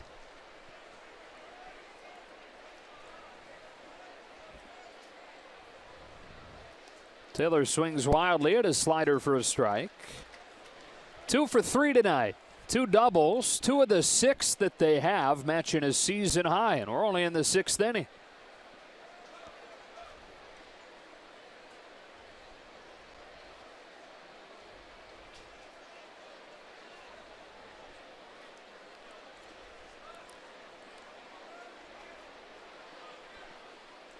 One and one.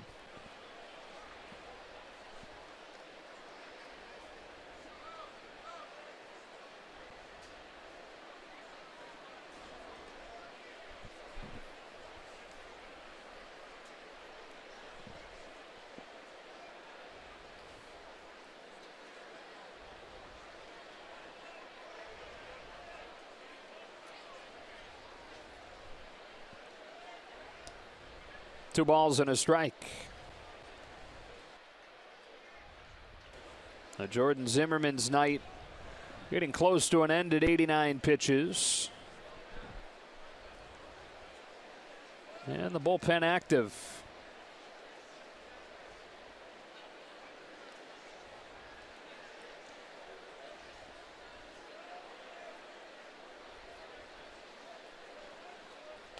Two and two. A guy that in that small town in Wisconsin was a star in everything that he played. Football, basketball, baseball. Always the best player, but kind of a big fish, small pond kind of thing. He wasn't scouted, wasn't even recruited. Went and played Division III ball. A 2-2. Taylor digs it out. His third hit of the game is a single to left. Forsythe gets the stop sign at third. Taylor is going to take second as the throw goes to third. That was a great read by Chris Taylor. I mean, he was running hard out of the box. He takes a strong turn around first. He wasn't sure if there was going to be a play at home or not, or be sent at all. Then he reads it. He reads the way the throw comes in from the outfield and then gets the extra base. We talked about the little things earlier. Okay, Logan gets held up, but as this ball came into second base, that's when Chris Taylor said, okay, I'm going. It wasn't thrown really hard into the cutoff man, and he takes it. And that is it for Zimmerman. The Dodgers at second and third and one out, trying to grow this 6-3 lead against the bullpen.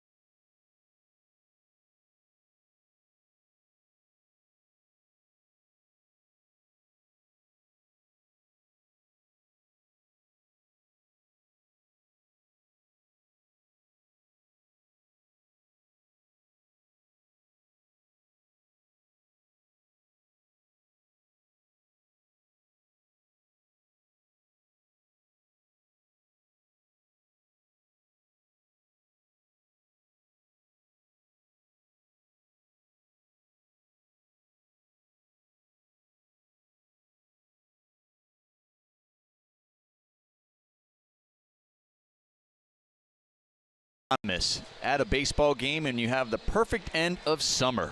Be at Dodger Stadium on September 4th when the Dodgers meet the D-backs. If you're one of the 40,000 fans in attendance, you'll receive a Dodger barbecue glove presented by Security Benefit. For tickets, visit dodgers.com/promotions. Jordan Zimmerman finished at least 6 runs, and the men at second and third his responsibility. And now Corey Seager to the plate against the bullpen, and he fouls off the first pitch. Who's in, who's out, brought to you by In and Out. Zimmerman out, and Stump in. Have high hopes for this guy. 270 earned run average in 33 games this year. Well, we talked about coming in this game, the bullpen. Their last 6 games, they've allowed 24 runs. Seager flies it to center. This will be deep enough to bring Forsythe home. And the Dodgers lead at 7-3. Yeah, last 6 games disastrous. Really last decade it's been a disaster bullpen-wise in Detroit. But this year in particular, by far the worst in baseball.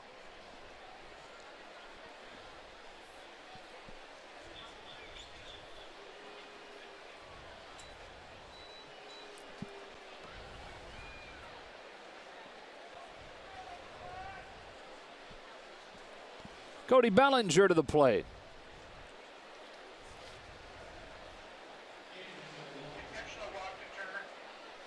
As they put Turner on intentionally. Bellinger 0 for 3 in this, his 100th major league game.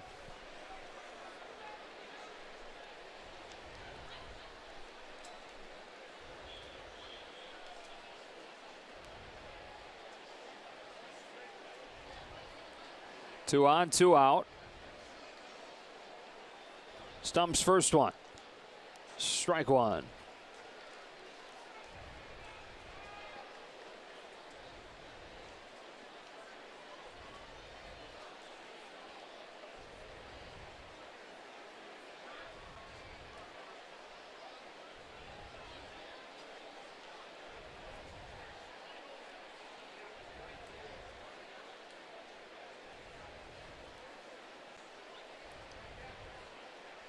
That's Josh Fields getting ready.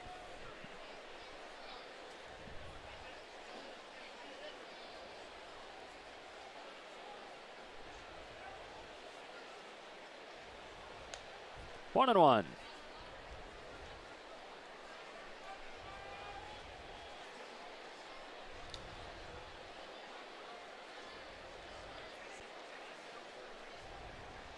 No chill, by the way, at 84 pitches right now.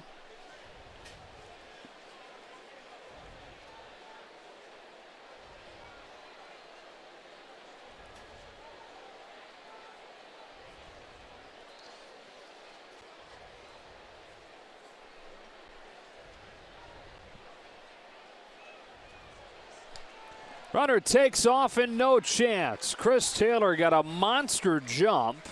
McCann didn't even bother throwing over.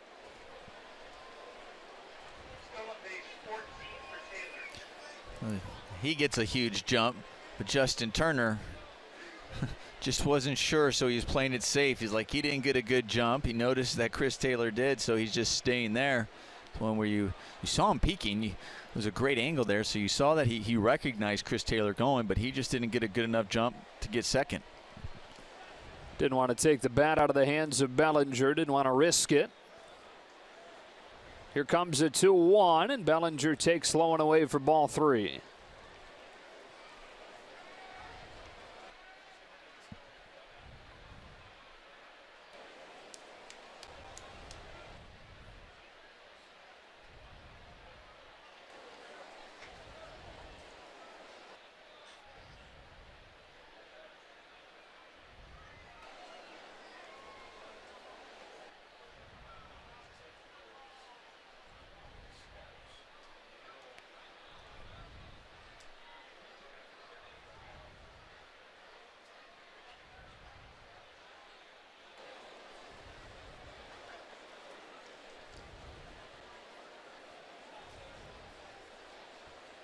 Three one, 3-2.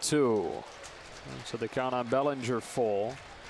Jordan Zimmerman, by the way, this is the 10th time this year that he's given up at least 5 runs. That's for a guy that he signed to a big contract, making close to $20 million per year.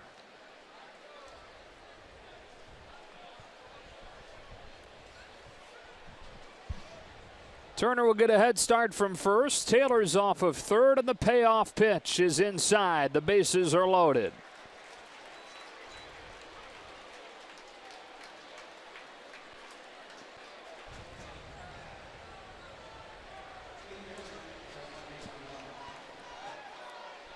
For Grandal, will bat right-handed for the first time tonight.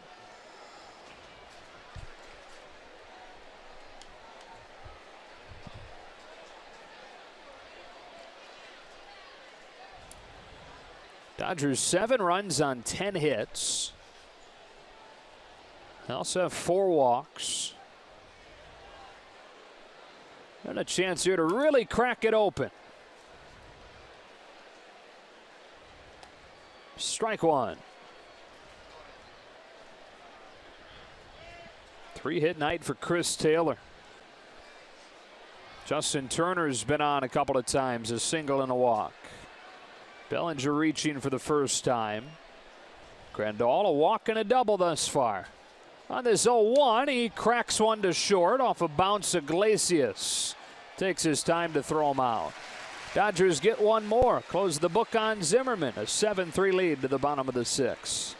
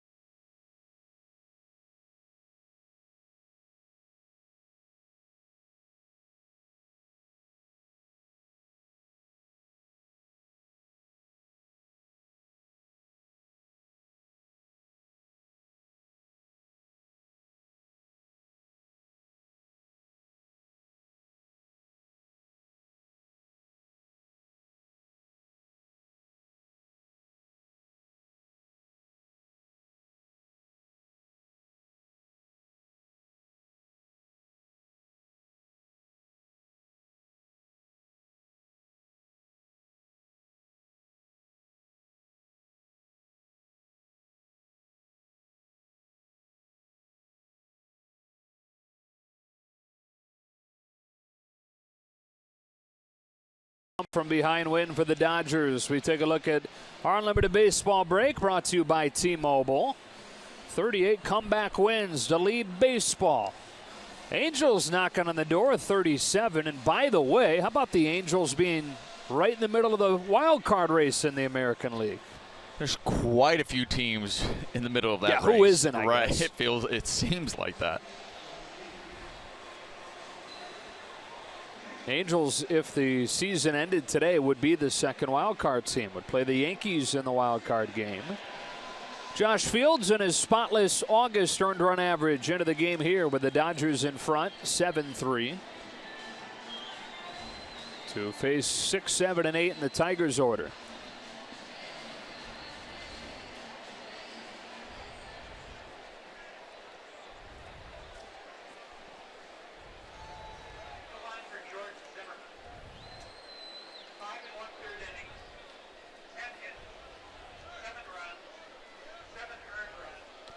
Victor Martinez takes a strike.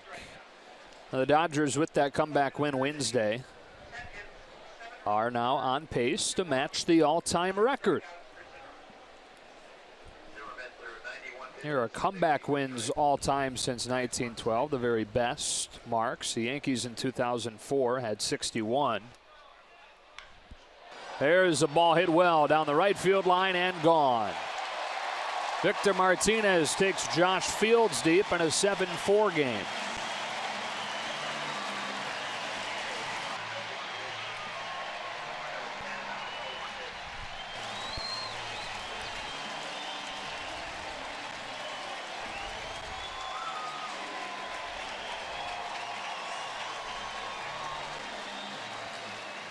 You were talking about Josh Fields, what he's done in August. One thing we have seen Josh Fields over the course of this season, he has been susceptible to the long ball. And we look right there where Yasmani Grandal, he wanted that pitch up, and that was right down the middle, down in the zone. And you can't miss with a guy like Victor Martinez at the plate.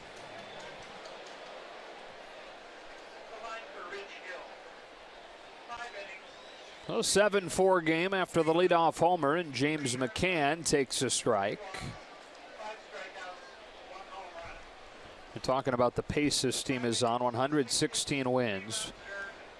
It should match the 1906 Cubs and the 2001 Seattle Mariners. That's up, and it's 1-1. The Mariners at this point were 86-33, so one game better than the Dodgers.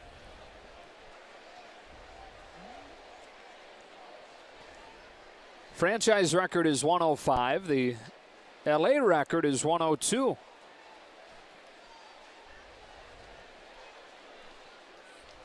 Dodgers could go 17-26 and still match the best record in LA Dodger history. 17-26. I mean, it takes you a moment to really think about that, like how impressive and where they are right now at this point of the season. How many games over 500? Tap past the mound. Logan Forsythe, long throw across his body, and a dazzling defensive play for the first out.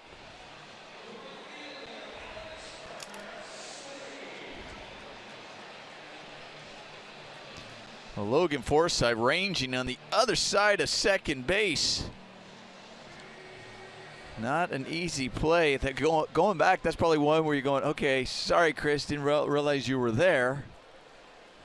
Hasn't played with Chris over there at short much, but knowing that it probably would have been an easier play for him as far as range and where he was going. But nonetheless, he did make a fine play to get that out. Alex Presley walked both times against Hill. Here he takes a strike at 97 from Fields. Last time a National League team won 108 games, 1909. To get to 108, Dodgers would have to go 23-20 to finish. That's fouled off. That includes tonight.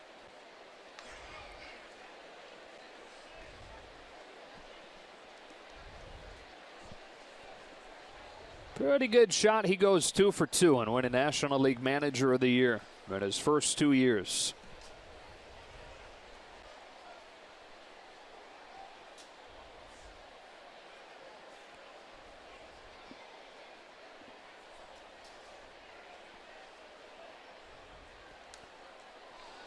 What I love about Dave Roberts, we're talking about all the records, or it seems just record pace that the Dodgers are on. It seems like on a daily basis they're doing something that hasn't been done since 1913 or never done in baseball. And Dave Roberts has no idea about any of it. He's like, I am just focused on winning today, focus on the process that he talks about, and the players are always repeating that because that's what he's instilled in them. But always getting interviewed, whether it's before the game or after the game, and asked about, oh, do you know what you guys have done after that victory? And he's like, I didn't even know that. I didn't even know we were on that show. I know it was good, but I don't know the number. And I just want our guys to keep going out there and playing well and playing good baseball on a daily basis. 1 ball and 2 strikes. Dave is back in the city where he had thought that he would make his major league debut. Tigers are the team that drafted Dave Roberts out of UCLA and traded him to the Indians in '98, made his major league debut in '99, and was knocked out of the playoffs by you and the Red Sox. That's hit in the air foul. And I'm really not sorry, Dave. no, even all these years later. He was basically acquired to be the backup center fielder to Kenny Lofton, but then Lofton, diving into first base in that series, injured his shoulder. So Dave Roberts had to come into the game instead of just being a backup or being a pinch runner like he pretty much was in the postseason, comes into the game and plays center. Here's a tapper off of Fields' glove, and Taylor's throw is not in time. So he comes in late. At this point, Pedro Martinez had come back from injury and was pitching out of the bullpen. Dave Roberts' first career postseason at-bat was against Pedro Martinez. And he said he hit it harder than anybody in the lineup did that night against Pedro. It just happened to be right at you. And I was telling him, like, no, I had to charge the ball last time, I remember. It was a soft liner. Joking around with them. He's like, yeah, I hit a bullet.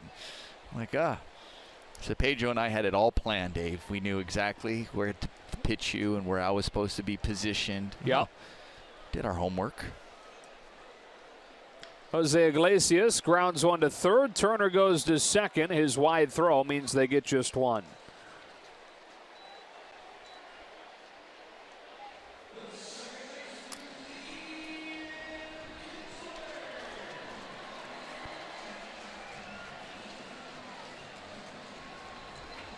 Guess Dave's debut, had it been here, would have been in the old ballpark.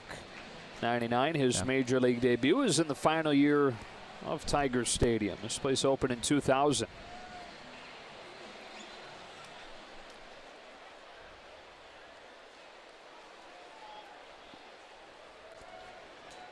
Kinsler 0 for 2 with a walk tonight.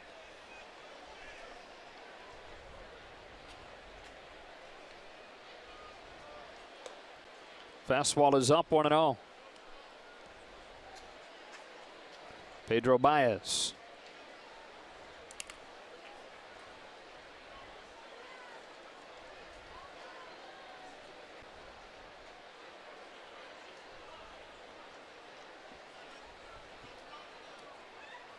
Two 2-0.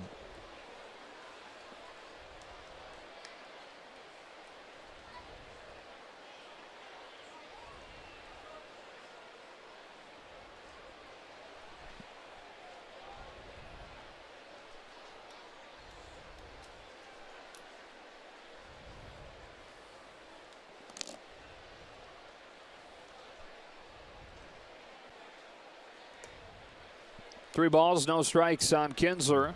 And if he reaches, Tigers would get the tying run to the plate in the form of Mikey Matuk.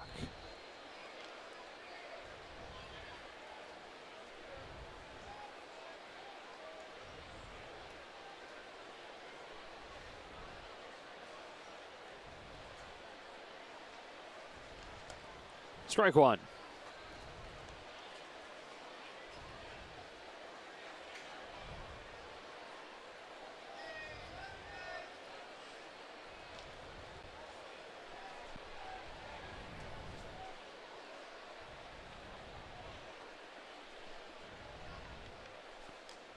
Loses his bat up into the seats. And it looks like everybody's okay. Well, thank goodness, because, I mean, he took a big swing there, especially being 3-1. He was looking for a pitch that he can hit out here. And whew, as that goes, and then it skips off the top of the dugout. So glad everybody is okay. Seen some parks extend that netting even farther. Protect the people behind the dugouts, too. I think all parks should. Yeah. I really do.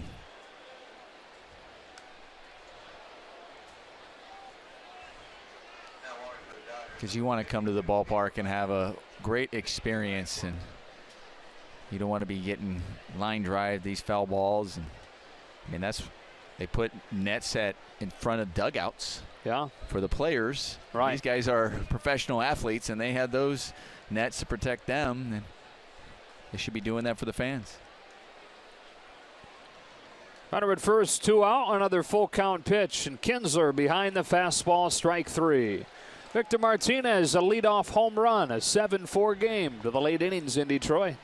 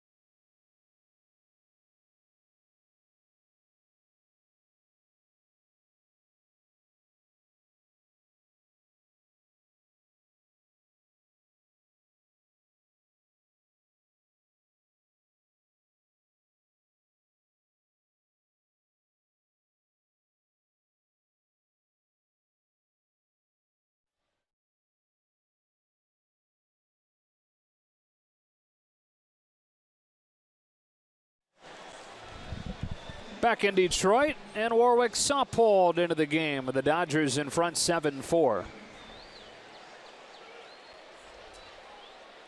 27 years old, out of Australia.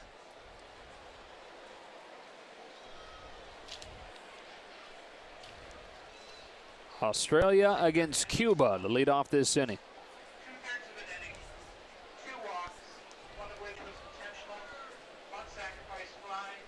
Puig looks at a ball. Yasiel 0 for 3 tonight.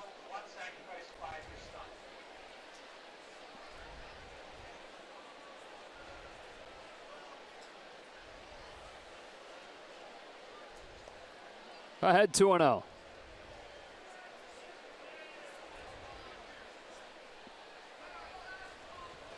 Different start times in all 3 games in this series. Be sure to make note of. 1:05 tomorrow. Hyun-Jin Ryu against Matthew Boyd.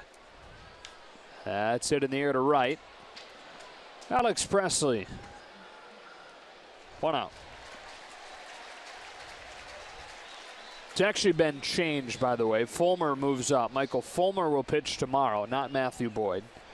And then on Sunday, which is at 10:10 Los Angeles time, Kenta Maeda and Justin Verlander.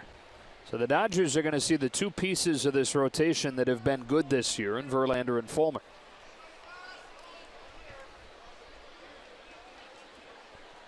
The Tigers are going to see two of the hottest pitchers in the Dodger rotation in Ryu and Maeda. 1-0 on Gonzalez. If you're an opposing team facing the Dodgers, don't you feel like, oh, I'm facing everybody who's hot? Yeah. Pitchers, hitters, doesn't matter. Ground ball past the mound is second. Kinsler bare hands, even though he probably didn't need to with Gonzalez running. Then took his time, threw him out, 2 gone.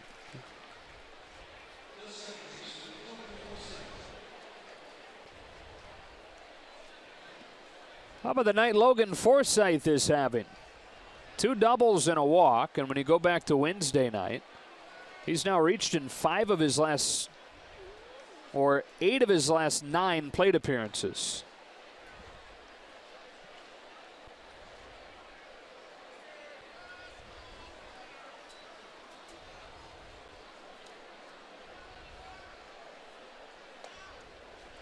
Strike 1.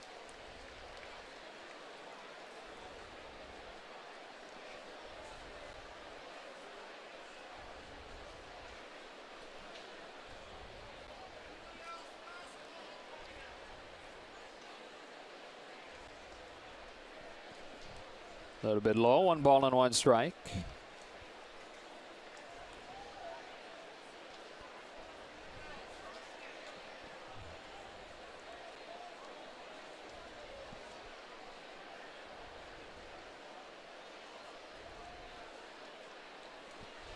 One and 2.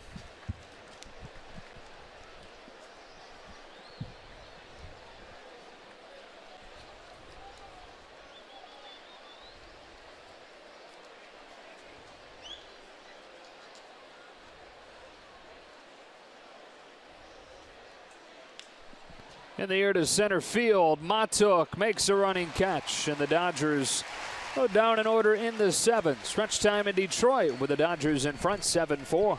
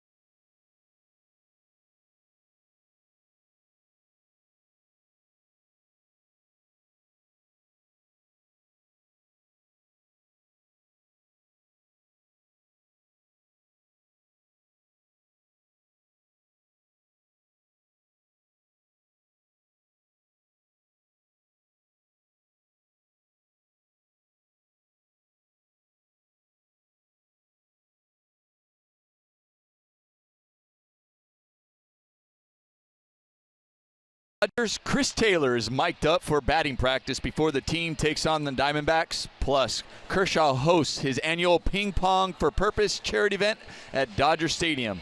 Don't miss Backstage Dodgers, presented by Hankook Tire, tonight after the postgame on Sportsnet LA. Big 4-run second inning, the difference in this one. 7-4, the Dodgers in front of the Tigers in game 1 of this 3-game series, and Pedro Baez comes on. Dave Roberts electing to go to his bullpen early in this game. We had Josh Fields pitch that 6. Got Pedro Baez here in the 7th, but you look at what Rich Hill did. He going 5 innings, but it wasn't like he had a high pitch count. He had 5 innings, just 84 pitches to give up 3 runs. But I'm sure, you know, Dave Roberts is always looking, okay, at what part of the lineup, the heart of the lineup, looking at matches. Does it make sense to take him out in this moment? He also knows certain guys probably in the bullpen that haven't thrown in a few days, like to give them work, especially factoring when your team has a lead. So all those, I mean, it's not just, hey, let's take him out. I feel like taking him out right here. Mikey Matuk, 2, 3, and 4 in the order, strike 1. And the other thing is, you know, you got a 19-game lead in the division, with the bigger picture being October and those arms staying as fresh as possible. So with a healthy lead, another layer for his willingness to dip into that bullpen a little bit earlier. 1 ball and 1 strike on Matuk. Baez a sub-2 earned run average this year.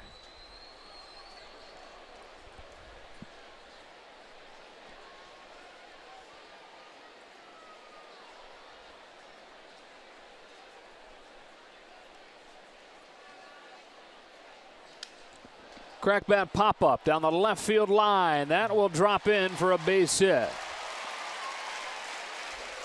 Matuk with a teardrop of a single to open the 7th. And as Justin Upton comes to the plate, we look at our Carl's cam. He is a triple shy of the cycle, having doubled to open things up against Rich Hill. That brought home Detroit's first run of the game. He then homered off of Rich Hill, just off of Bellinger's glove, before singling his last time up. You know, when we say a triple short of the cycle, it makes it sound like it's easy, but he's played 124 games in this ballpark in his career, and he's never tripled. Now, although this ballpark is right. A good ballpark to hit a triple in. Because we were talking about 420 in center field. You look at right center and the way the wall is angled. 1-0. Cody Bellinger's cycle in Miami this year. He needed a triple for it. And in the very first pitch that he saw, he got that triple.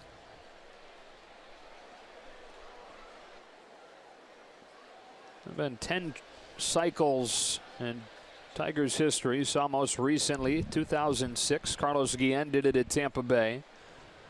So there had been 1 Tigers cycle in this ballpark. Damian Easley in 2001. Which is, again, a little bit surprising because it is such a good triples park, and that is usually the one that has guys hung up.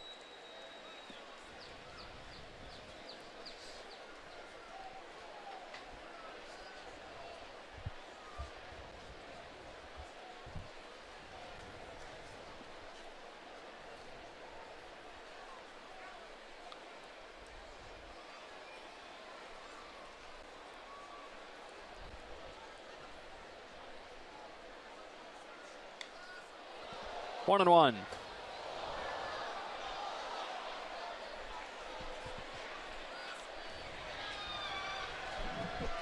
There's only one park in the American League that produces more triples, Oakland.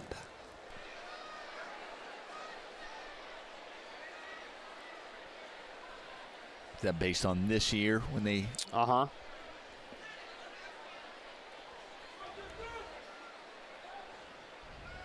The other good ballpark for triples is San Francisco. It's another one. Where's that ranking at? 17th this year. Part of that is the offense there this year isn't very good. Yeah. Number 1, far and away, is Coors Field.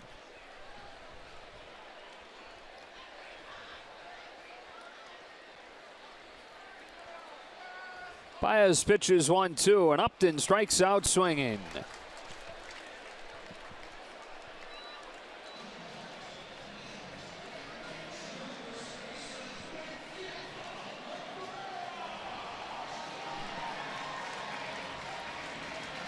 So with one away in the seventh, here's Cabrera.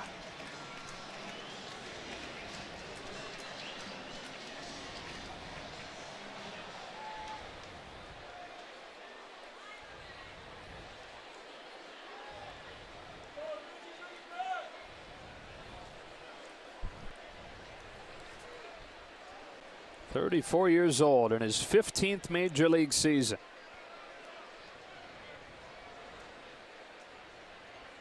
Been an all-star 11 times. 4 batting titles in a 5-year span. You mentioned earlier tonight. Won a Triple Crown in 2012. That was one of his 2 MVP seasons. The worry, though, is the fact that he's struggling as badly as he is this year, and that he's under contract through his age 40 season. That's in 2023. And there are vesting options through his age 42 year. Fights this one off down the right field line. Foul. 1-1. So they're wondering around here, and nobody's still really sure if they're just seeing an off year because of some nagging injuries, or if they're seeing the end of Miguel Cabrera as they know him. Well, I know he's been battling through back injuries this year, back problems, which, listen, that is so hard to battle through, and definitely can affect everything you do up there at home plate. You know, we've seen Adrian Gonzalez, but Adrian Gonzalez, I guarantee you, if it wasn't for like guys like Cody Bellinger in this team, he would have been battling to do the same thing. Drives this one to deep center field. Peterson back onto the track to catch it. Is shy of the track. 2 out.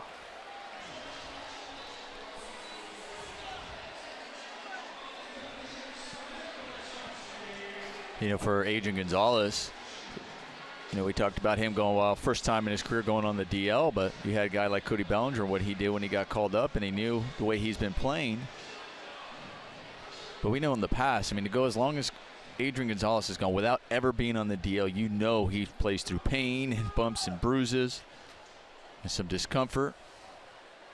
Like Miguel Cabrera, they're 2 different teams right now where Adrian can afford to go on the DL the way as well this team has been playing, and with Cody, where Miguel is the heart of this line, the heart of this team, and can't. With 2 outs, Castellanos. Strike 1. But you were talking about it earlier too, Joe, just how this Detroit team just hasn't played to expectations this year, well below expectations. And when you look at this lineup just at the top of it, I mean, you have Justin Upton, who's just up to Miguel Cabrera. You have Victor Martinez in this lineup. You have Ian Kinsler at the top of the line. I mean, it's a formidable lineup right there just within those guys.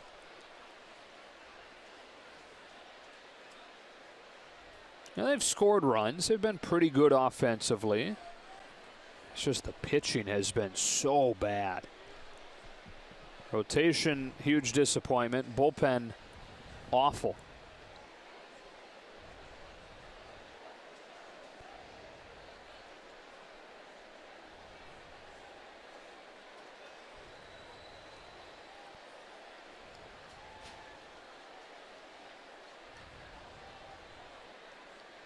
Mott took it first with 2 out in a 7-4 game in the 7th. Here comes Baez with a 1-1 pitch. Ground ball to short. Chris Taylor inning over. On to the 8th with the Dodgers in front, 7-4.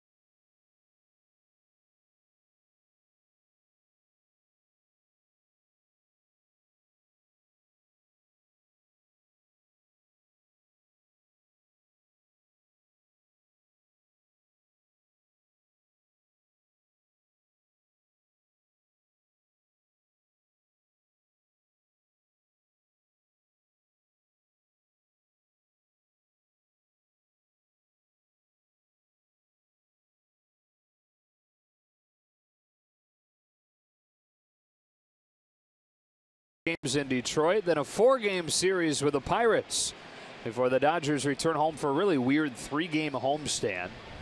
Brewers are in, then back to the road for the Dodgers, where they spend most of the month of August. What, 8 total home games this month? I think so. Yeah. Yeah. Sounds about right. Not a whole lot of quality time at home. Matthew Boyd, who is scheduled to start tomorrow, comes out of the bullpen here, but the Dodgers in front of the Tigers 7-4.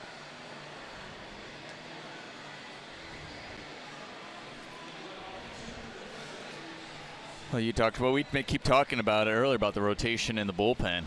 Yeah, I think they're looking for anything right now to kind of try to change things up, see what might work for them, especially going down the stretch. Yeah, I think one of the Tigers broadcasters, the way he put it, was an audition a day at this point. Kind of what we saw with the White Sox on Wednesday night, too. Pinch hitter to open this inning, Kike Hernandez, replacing Jock Peterson. And taking a strike.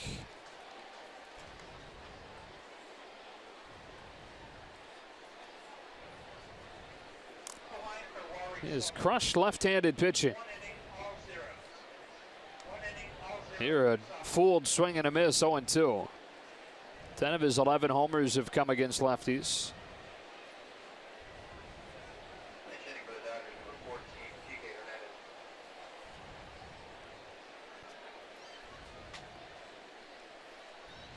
Boyd back home with an 0-2 that's up. And it's 1-2.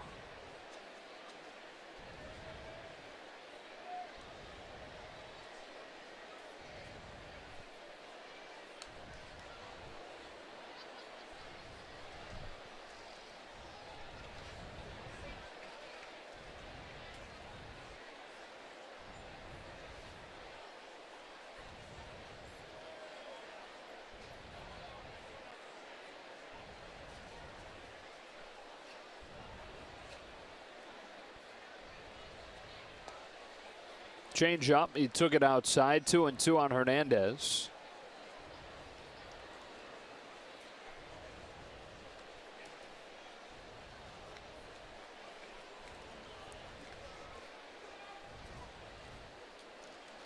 Got him swinging.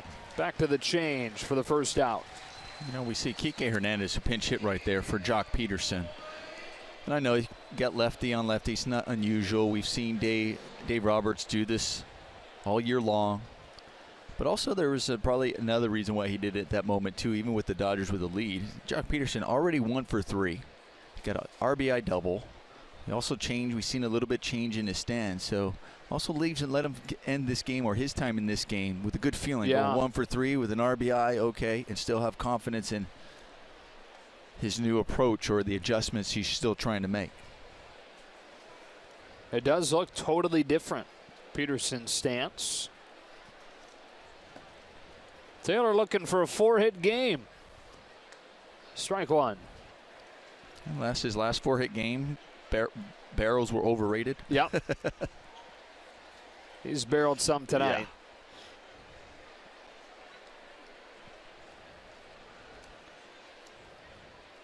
That was on July 18th in Chicago. He also has a 4-hit game against Arizona July 6th. Finished that one with a game-winning walk-off single. A 2-1. Buzzes him in. 3 balls and a strike.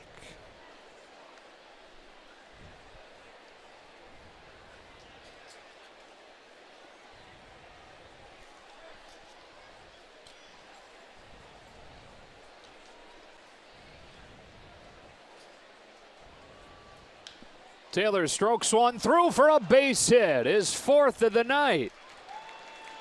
3rd 4-hit game of the season for Chris Taylor.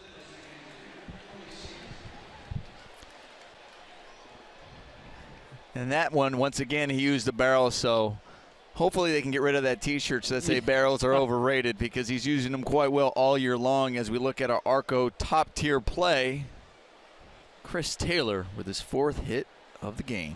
Average now above 310 for Taylor. So it's at for Corey Seager, who is 1 for 3 tonight and has driven in 3.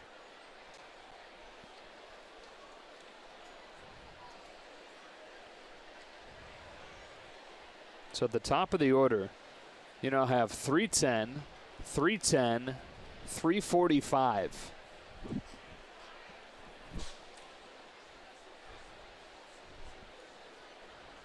The guy behind all of that has 34 home runs. Pretty good equation.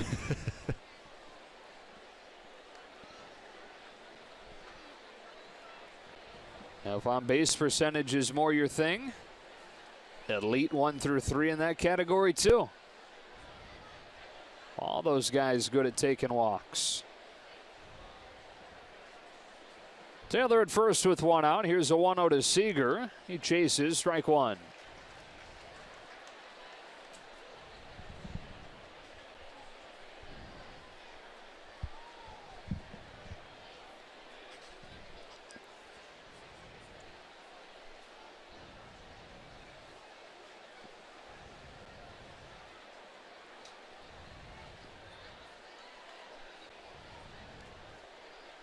And a lot of attention to Taylor, who has a stolen base tonight. 14 total this year to lead the team. Part of it's his speed, part of it's his attention to detail. The scouting reports on pitchers, and once he's in the game looking at their moves. Sharply hit the second, should be 2, and is. So the Dodgers finished off in the 8th, ahead by 3 to the bottom half.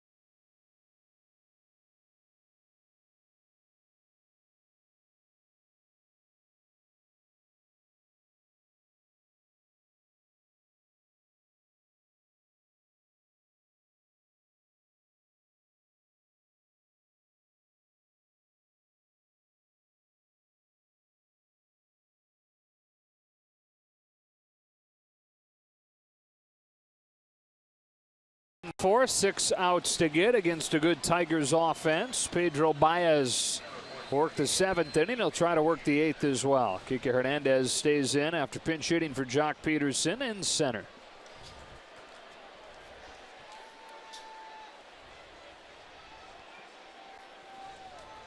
Six, 7, and 8 coming up. Victor Martinez homered against Josh Fields his last time.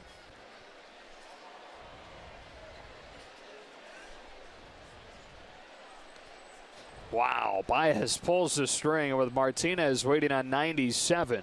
You heard the grunt that came with the miss. And that's what Pedro needs to do more of.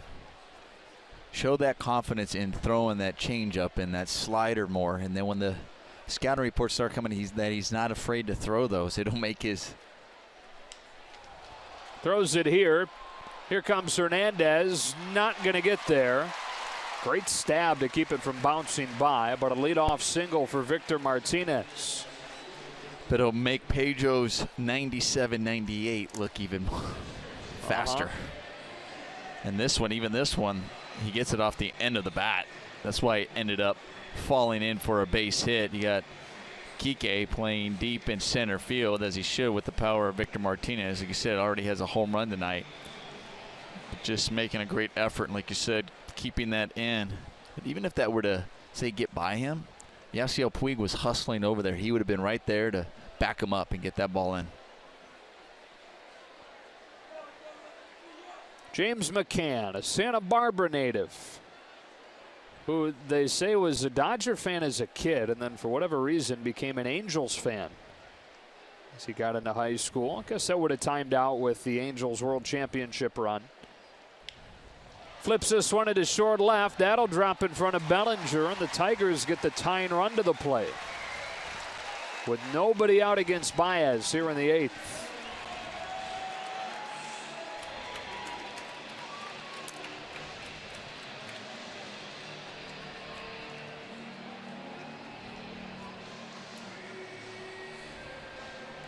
The Dodgers yet to retire Alex Presley in this one. He's twice walked. He's also singled.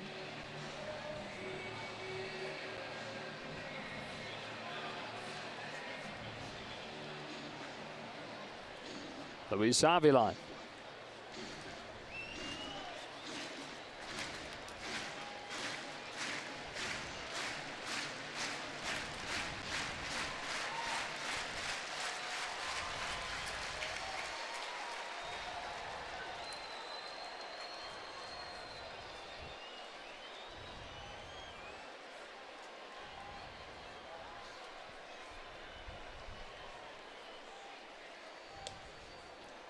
Got a high strike, 0-1.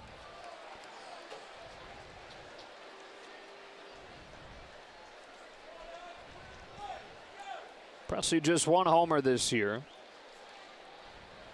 After a pair of soft singles, Martinez and McCann, he's a tying run in a 7-4 game in the 8th. Baez deals 0-1. Ball one. Presley's been all over in his career. 8th year with his 6th different franchise. From Pittsburgh to Minnesota to Houston to Milwaukee. Now the Tigers.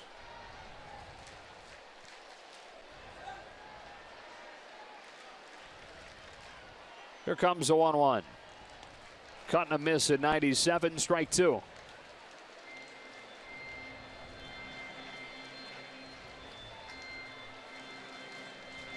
Louisiana native, played his college ball at Ole Miss. Just turned 32 a couple of weeks ago.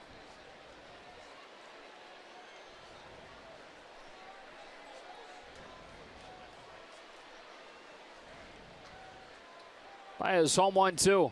Got him with a high fastball for out number 1. Good job by Pedro Baez hitting his spot with that fastball. He has Monty Grandal climbing the ladder. We saw him earlier in the count in that at bat, going with the high fastball, getting a strike, and then climbing it back up there.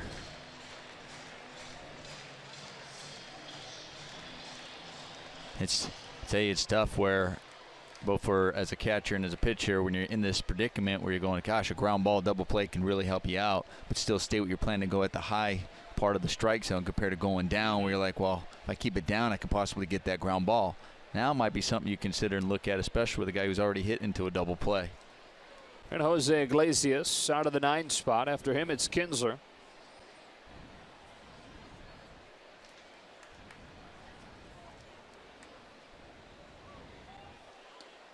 They come inside with the first one. It's ball 1.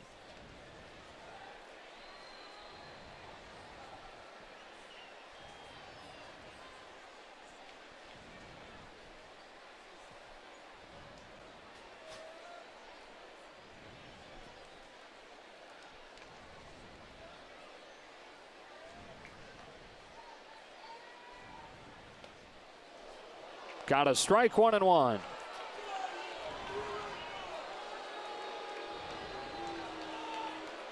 But 98, and it feels like, judging by his reaction, it's coming at him, yet it's called a strike. No fun.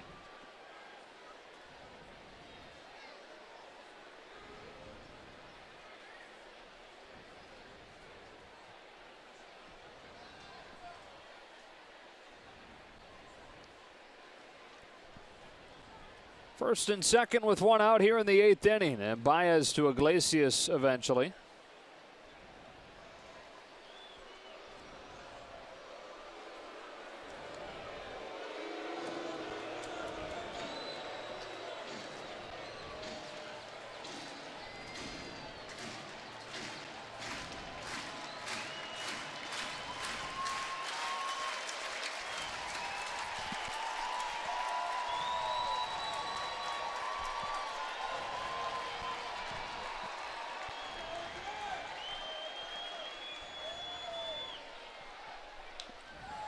That's foul, 1-2.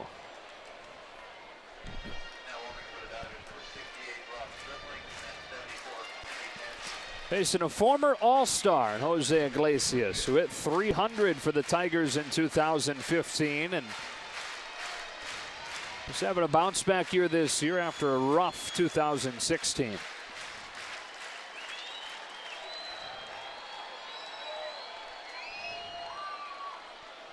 Baez got Presley with a high fastball.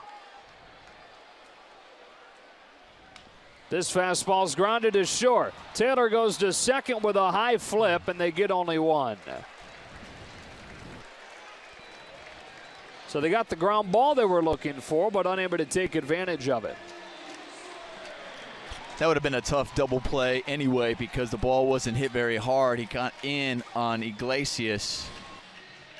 And then it took, I'll tell you what, that last hop to Chris Taylor, it kind of came up on him. It was a good job staying on it. And sometimes that last little hop, and you come up with it, kind of takes you out of your rhythm to get that flip. I know he's upset with himself, but it would have been a tough double play on Iglesias.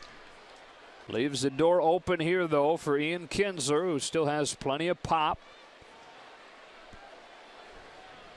Homered in the Tigers' last game on Wednesday. Tying run at the plate with 2 gone in the 8th inning. Baez delivers and a foul back, strike one.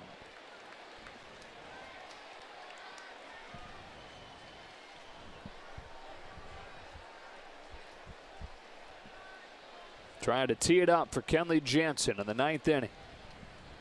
Looking for their 20th win out of their last 23. Their 31st out of their last 36. They're 51st out of their last 60. Fouled again, 0-2. Sticking with a high fastball.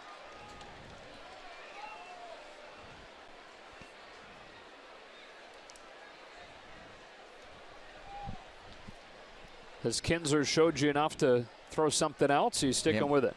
Well, there's two things. What's great because you're hitting that high spot. You can either continue climbing the ladder 0-2, or if you have confidence in your slider, burying that slider down. In your slider and in him, your catcher. Mm-hmm. Going up with a fastball again, and it buzzes the tower for ball one.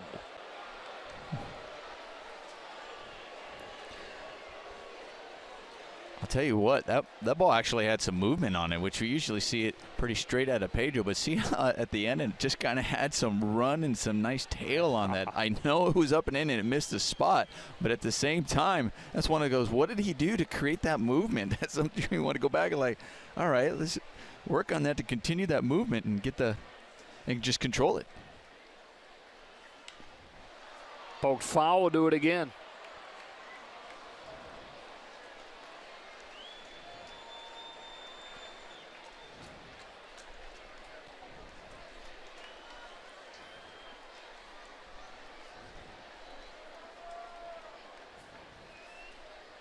Martinez at third and McCann at first, or Iglesias at first after the fielder's choice.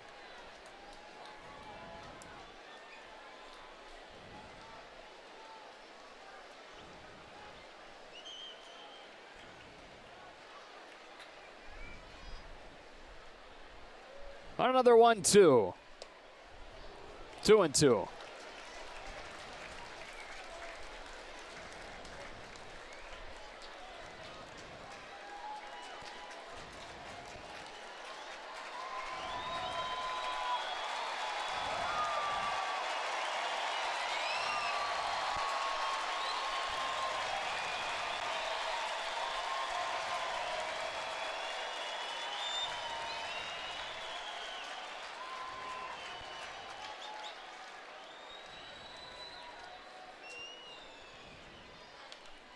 Kinsler continues to work. That time Baez touched 99 and he still fouled it back.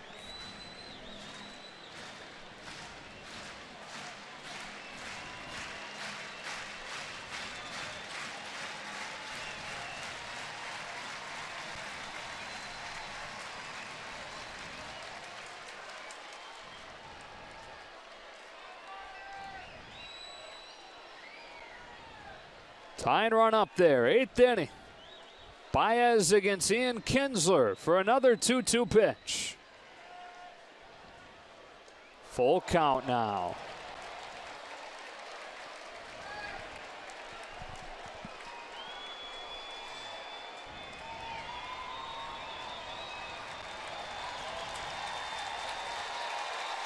Victor Martinez at third, and from first, Iglesias to get a head start.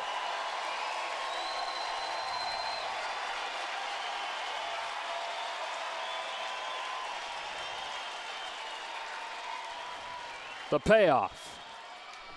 Fouled again.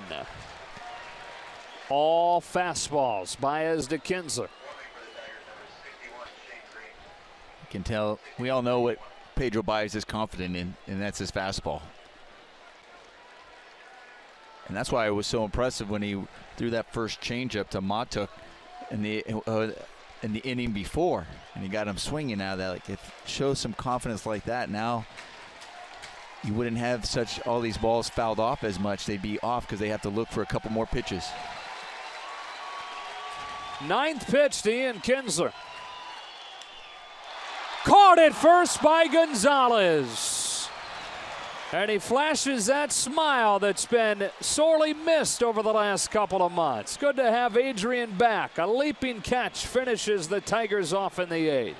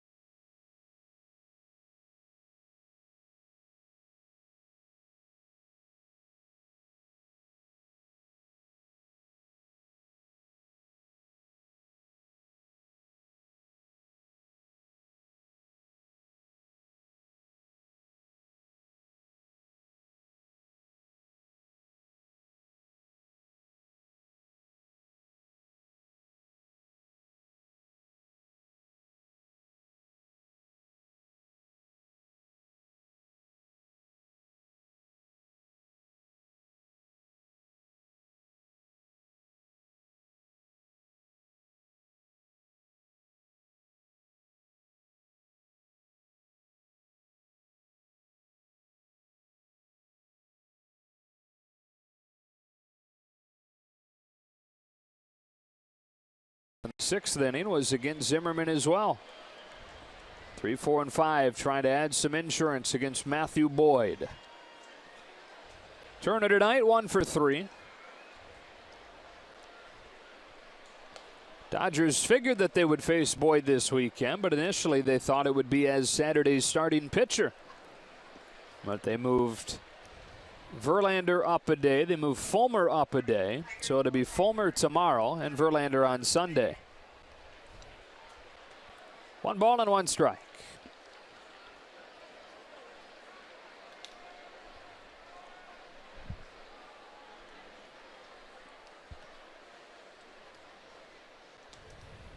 Two and 1.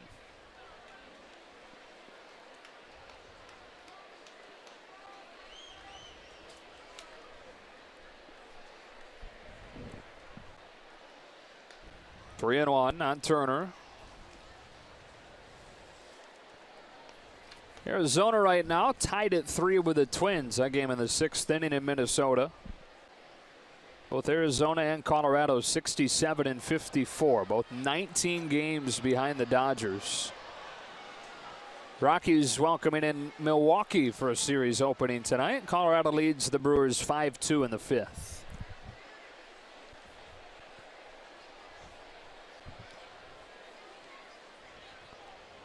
A 3-2 to Turner. He walked him to start the inning.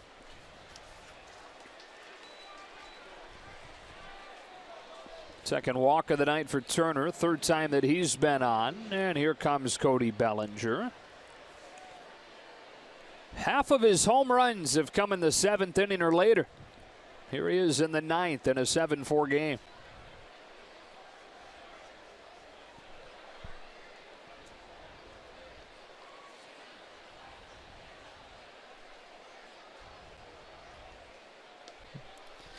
And we've seen a lot of times over the course of this season where it's a save.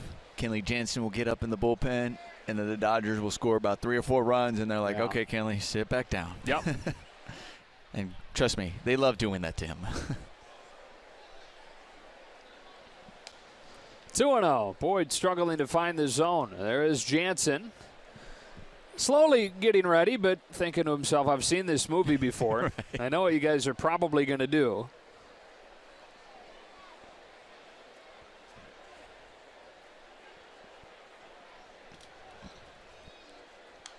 Bellinger cracks it foul, 2-1.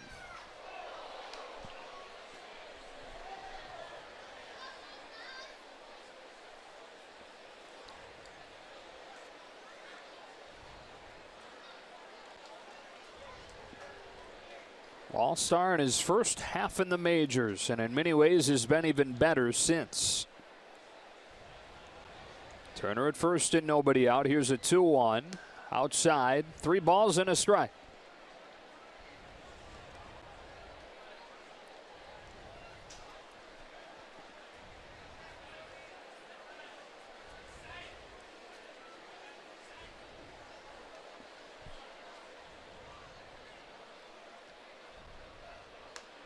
Back-to-back walks to open the 9th inning.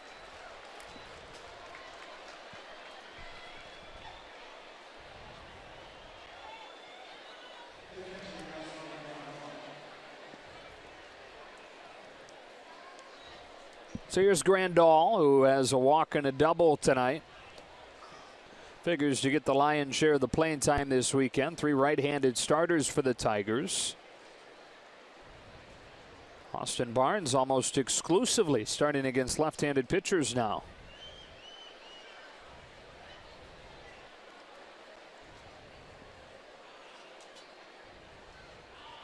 Joe Jimenez.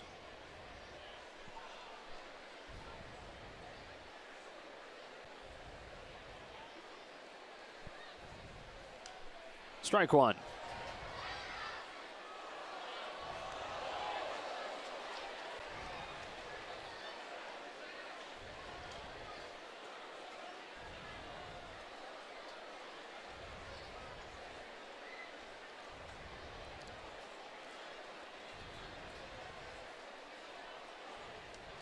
Boyd, the 26-year-old from Bellevue, Washington, has been with the Tigers for a couple of years now. He went to Oregon State, was drafted by Toronto, and then traded to the Tigers in the David Price deal.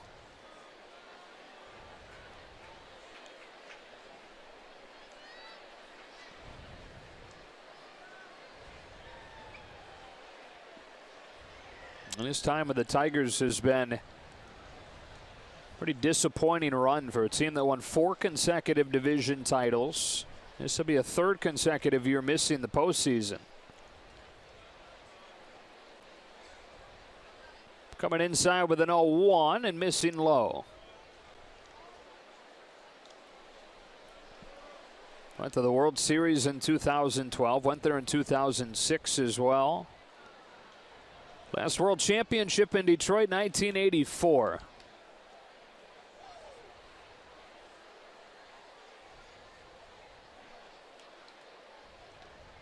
Backdoor for a strike, 1-2. A 1984 team, they started the season 35-5. Went on to beat the Padres in the World Series.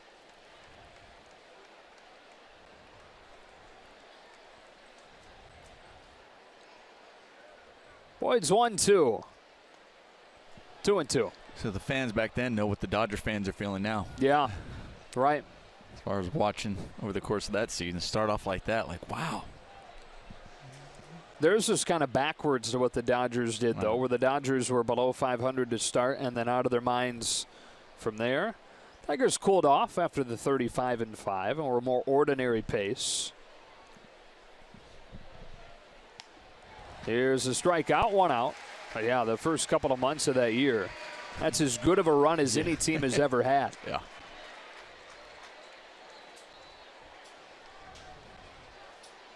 Brad Ausmus going to make a move. Matthew Boyd, one of the first relief outings of his career. Runners at first and second, his responsibility. That's going to do it for his night. Dodgers trying to add on here in the 9th inning of this series opener.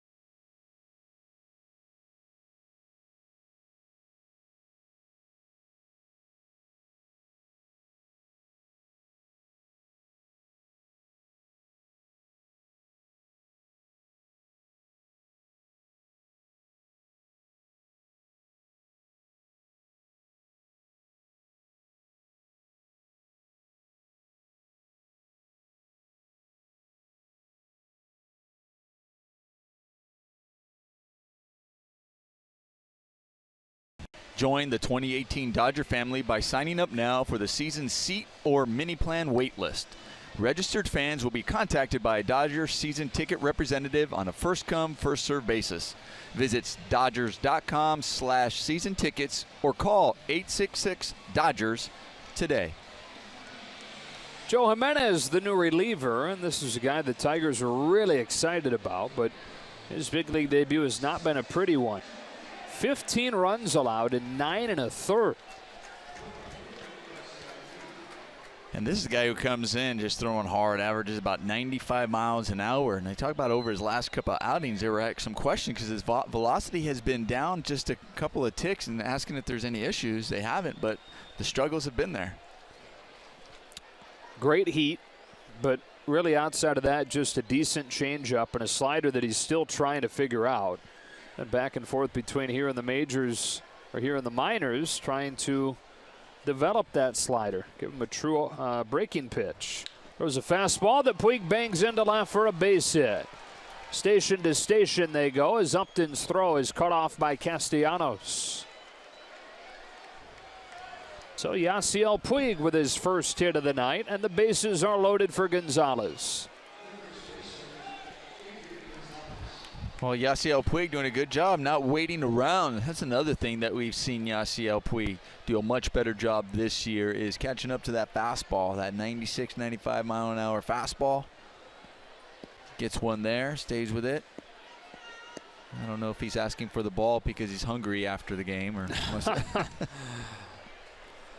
Now Gonzalez roped a double into the right field corner in his first at bat back. Here he takes a strike.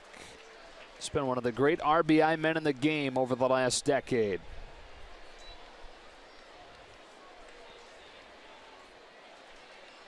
Ten consecutive 90 RBI seasons.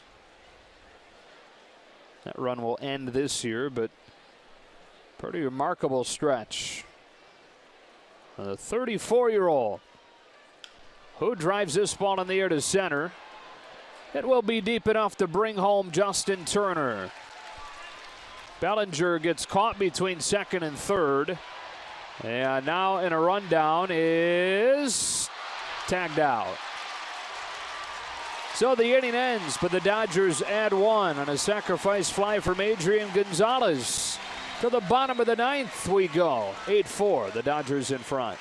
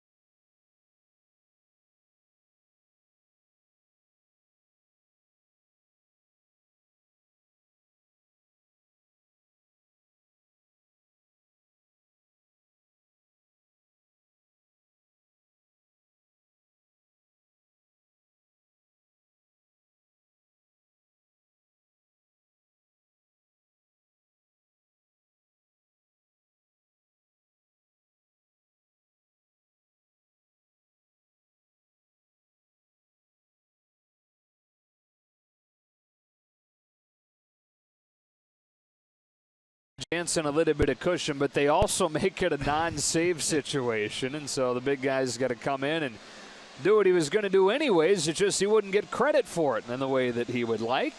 And we talked about it that last inning.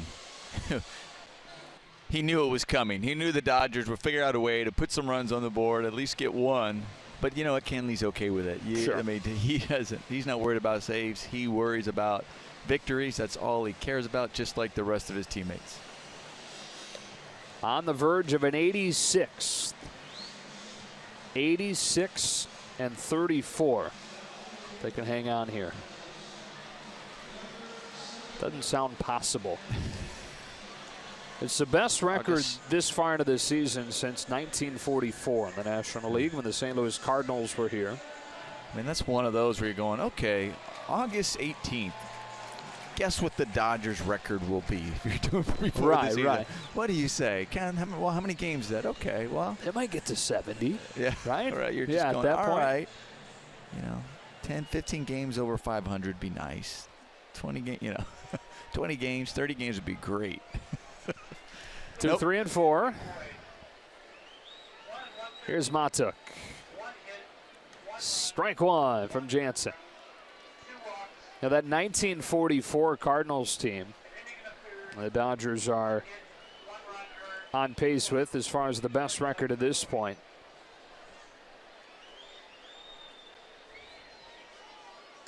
They really started to fade actually right around this point. So they were a season best 60 games over 89 and 29, but then they would go 16 and 20 to finish. And so if the Dodgers keep on winning, at some point you'll have to go back even farther to find the best record through that many games in the National League. Go back even farther than those 44 Cardinals. On short order, Mikey Matuk strikes out. 3 pitches from Jansen for the first out of the ninth. Talked about that 1944 season a little bit over the weekend, but that was a watered-down Major League Baseball in 43 and 44 because of so many of the star players serving in World War II. 44 Cardinals just happened to be able to hold on to Stan Musial.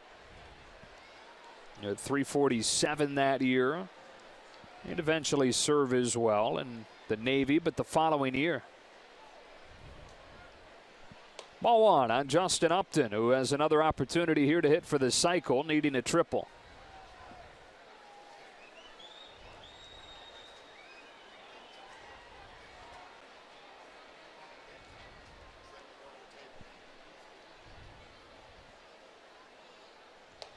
Cardinals did go on to win the World Series in 1944, even with a bad finish to the regular season. They say, though, that the best team in baseball was not the St. Louis Cardinals in 1944, but rather the Great Lakes Naval Training Station, loaded with future Hall of Famers. 2-1 on Upton. Bob Feller, Johnny Mize, Billy Herman, they all played for the Great Lakes Naval Training Station. And they were managed by a Hall of Famer as well, Mickey Cochran.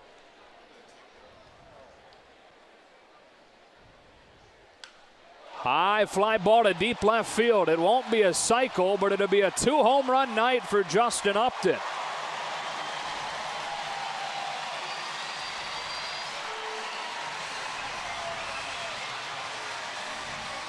Single, double, 2 homers, 25 total this year.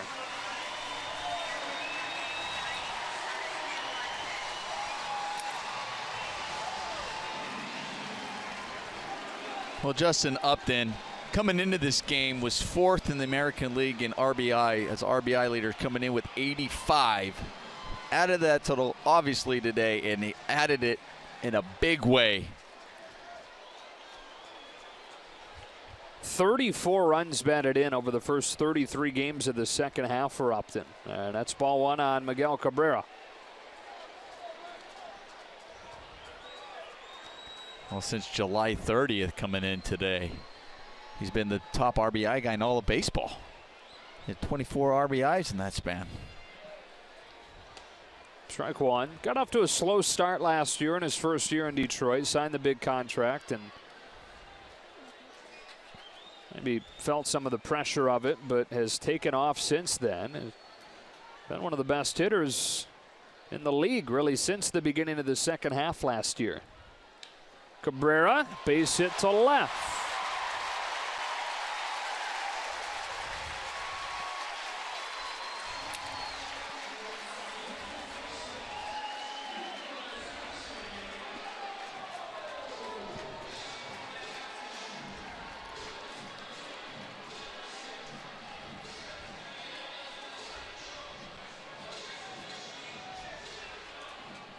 Now Castellanos, and if he can reach, Tigers would get the tying run up there in the 9th inning. Can you believe the Tigers are out hitting the Dodgers in this game?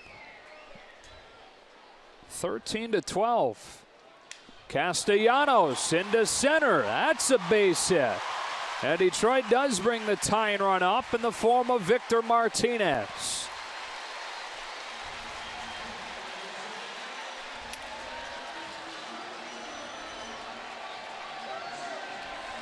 Who already has a home run tonight.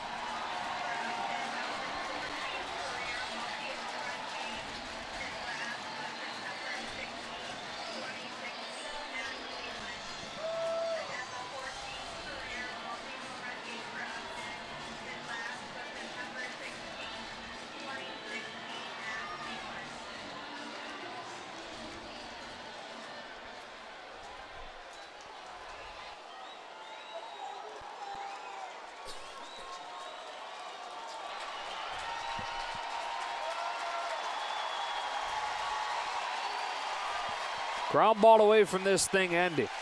And squashing the drama the Tigers have created. Strike one. This already equals the most hits that Kenley Jansen has allowed in an outing this year. 3 of them.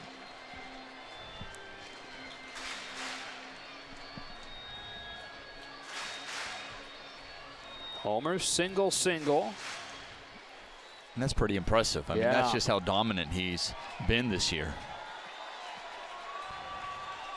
It's in 51 appearances. 30 of those 51 appearances. He's not given up any hits. Inside, 1 ball, 1 strike.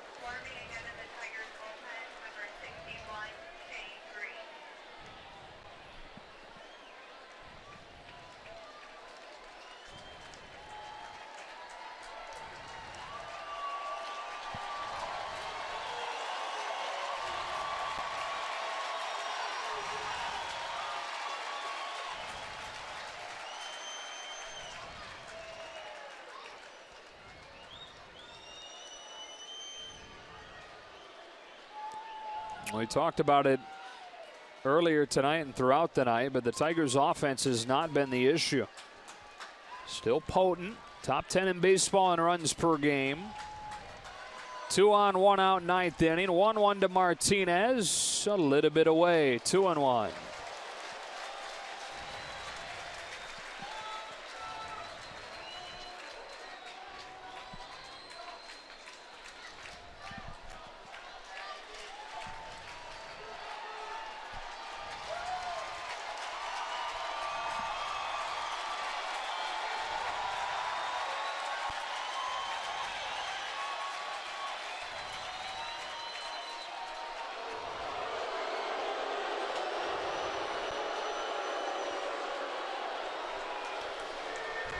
We've seen this over this at bat. There's a couple of times they just haven't been on the same page.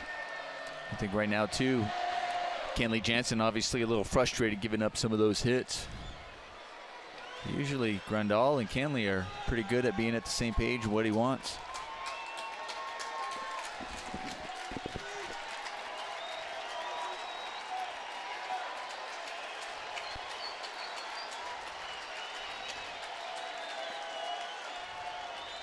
The 2-1 slider, that's what he wanted. We've seen many times this year them do that.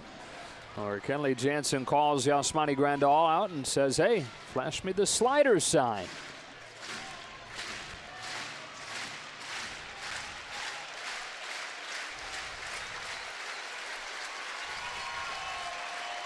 Cabrera and Castellanos at second and first. The 2-2. A foul ball. We'll do it again. Game 2 tomorrow, 1:05 Los Angeles time. Ryu against Fulmer.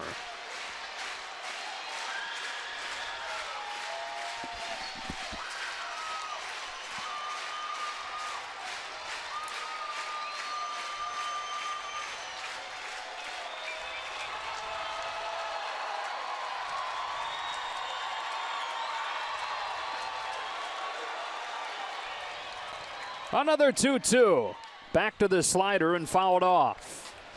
It's a professional hitter up there in Victor Martinez, who's been doing this for a long time. That's when you know the closer's go-to pitch being that cutter, and you're thinking he doesn't want to get you 3-2, so you think he's going to go to that cutter, his pitch in the 2-2 count, and then goes with the slider, still fouling that off. That was impressive.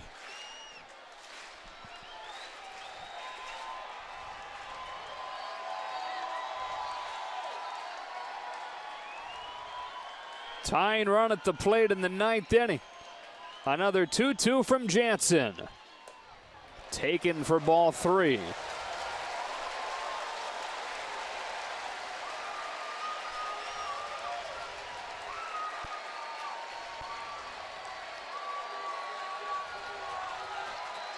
James McCann, who's been red hot, waits on deck.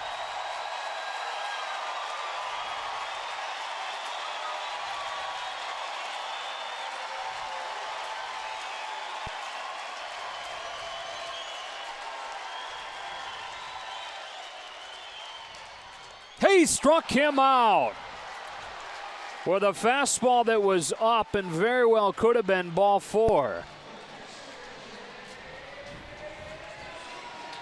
Notice how, Kenley Jansen, we've seen that over the course of the year, him kind of do some hesitation, change the windup to try to mess up the timing with the hitters. So he did that on that pitch, and he hits a spot up in the zone. I mean, when you got a closer with the cutter, throws mid-90s, and he throws it right in that spot where you, as a hitter, it just looks like you can catch up to it and get to it. It was a perfect spot. Gets that swing and a miss. Not out of the woods yet.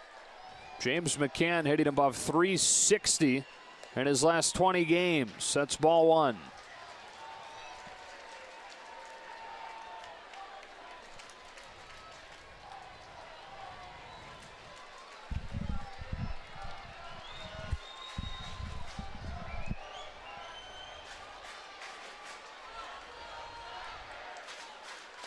Got it by him with a hesitation. 1-1.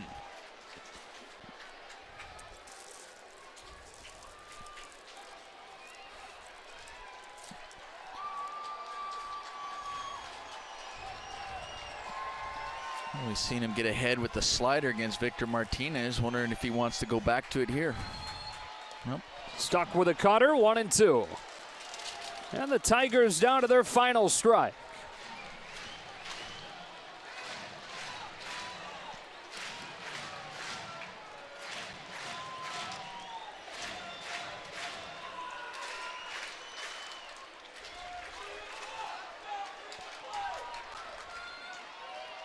The 1-2. He offered, and the game is over. Well, it wasn't easy, but Kenley Jansen able to finish the Tigers off in an 8-5 series opening win. Our Lexus player of the game is Chris Taylor with his third career 4-hit game. This time he was using all the barrels this time. Driving the ball all fields, hustling, doing great on the bases. He'd pull it, go the opposite way. And not only that, he played good defense at shortstop. Dodgers now 86-34. And we'll try to win yet another series tomorrow. For Nomar Garciaparra, Lana Rizzo, and the rest of our crew, Joe Davis saying so long from Comerica Park. Back here tomorrow for a 1 o'clock game time, Pacific time. Access Sportsnet brought to you by your Southern California Nissan dealers.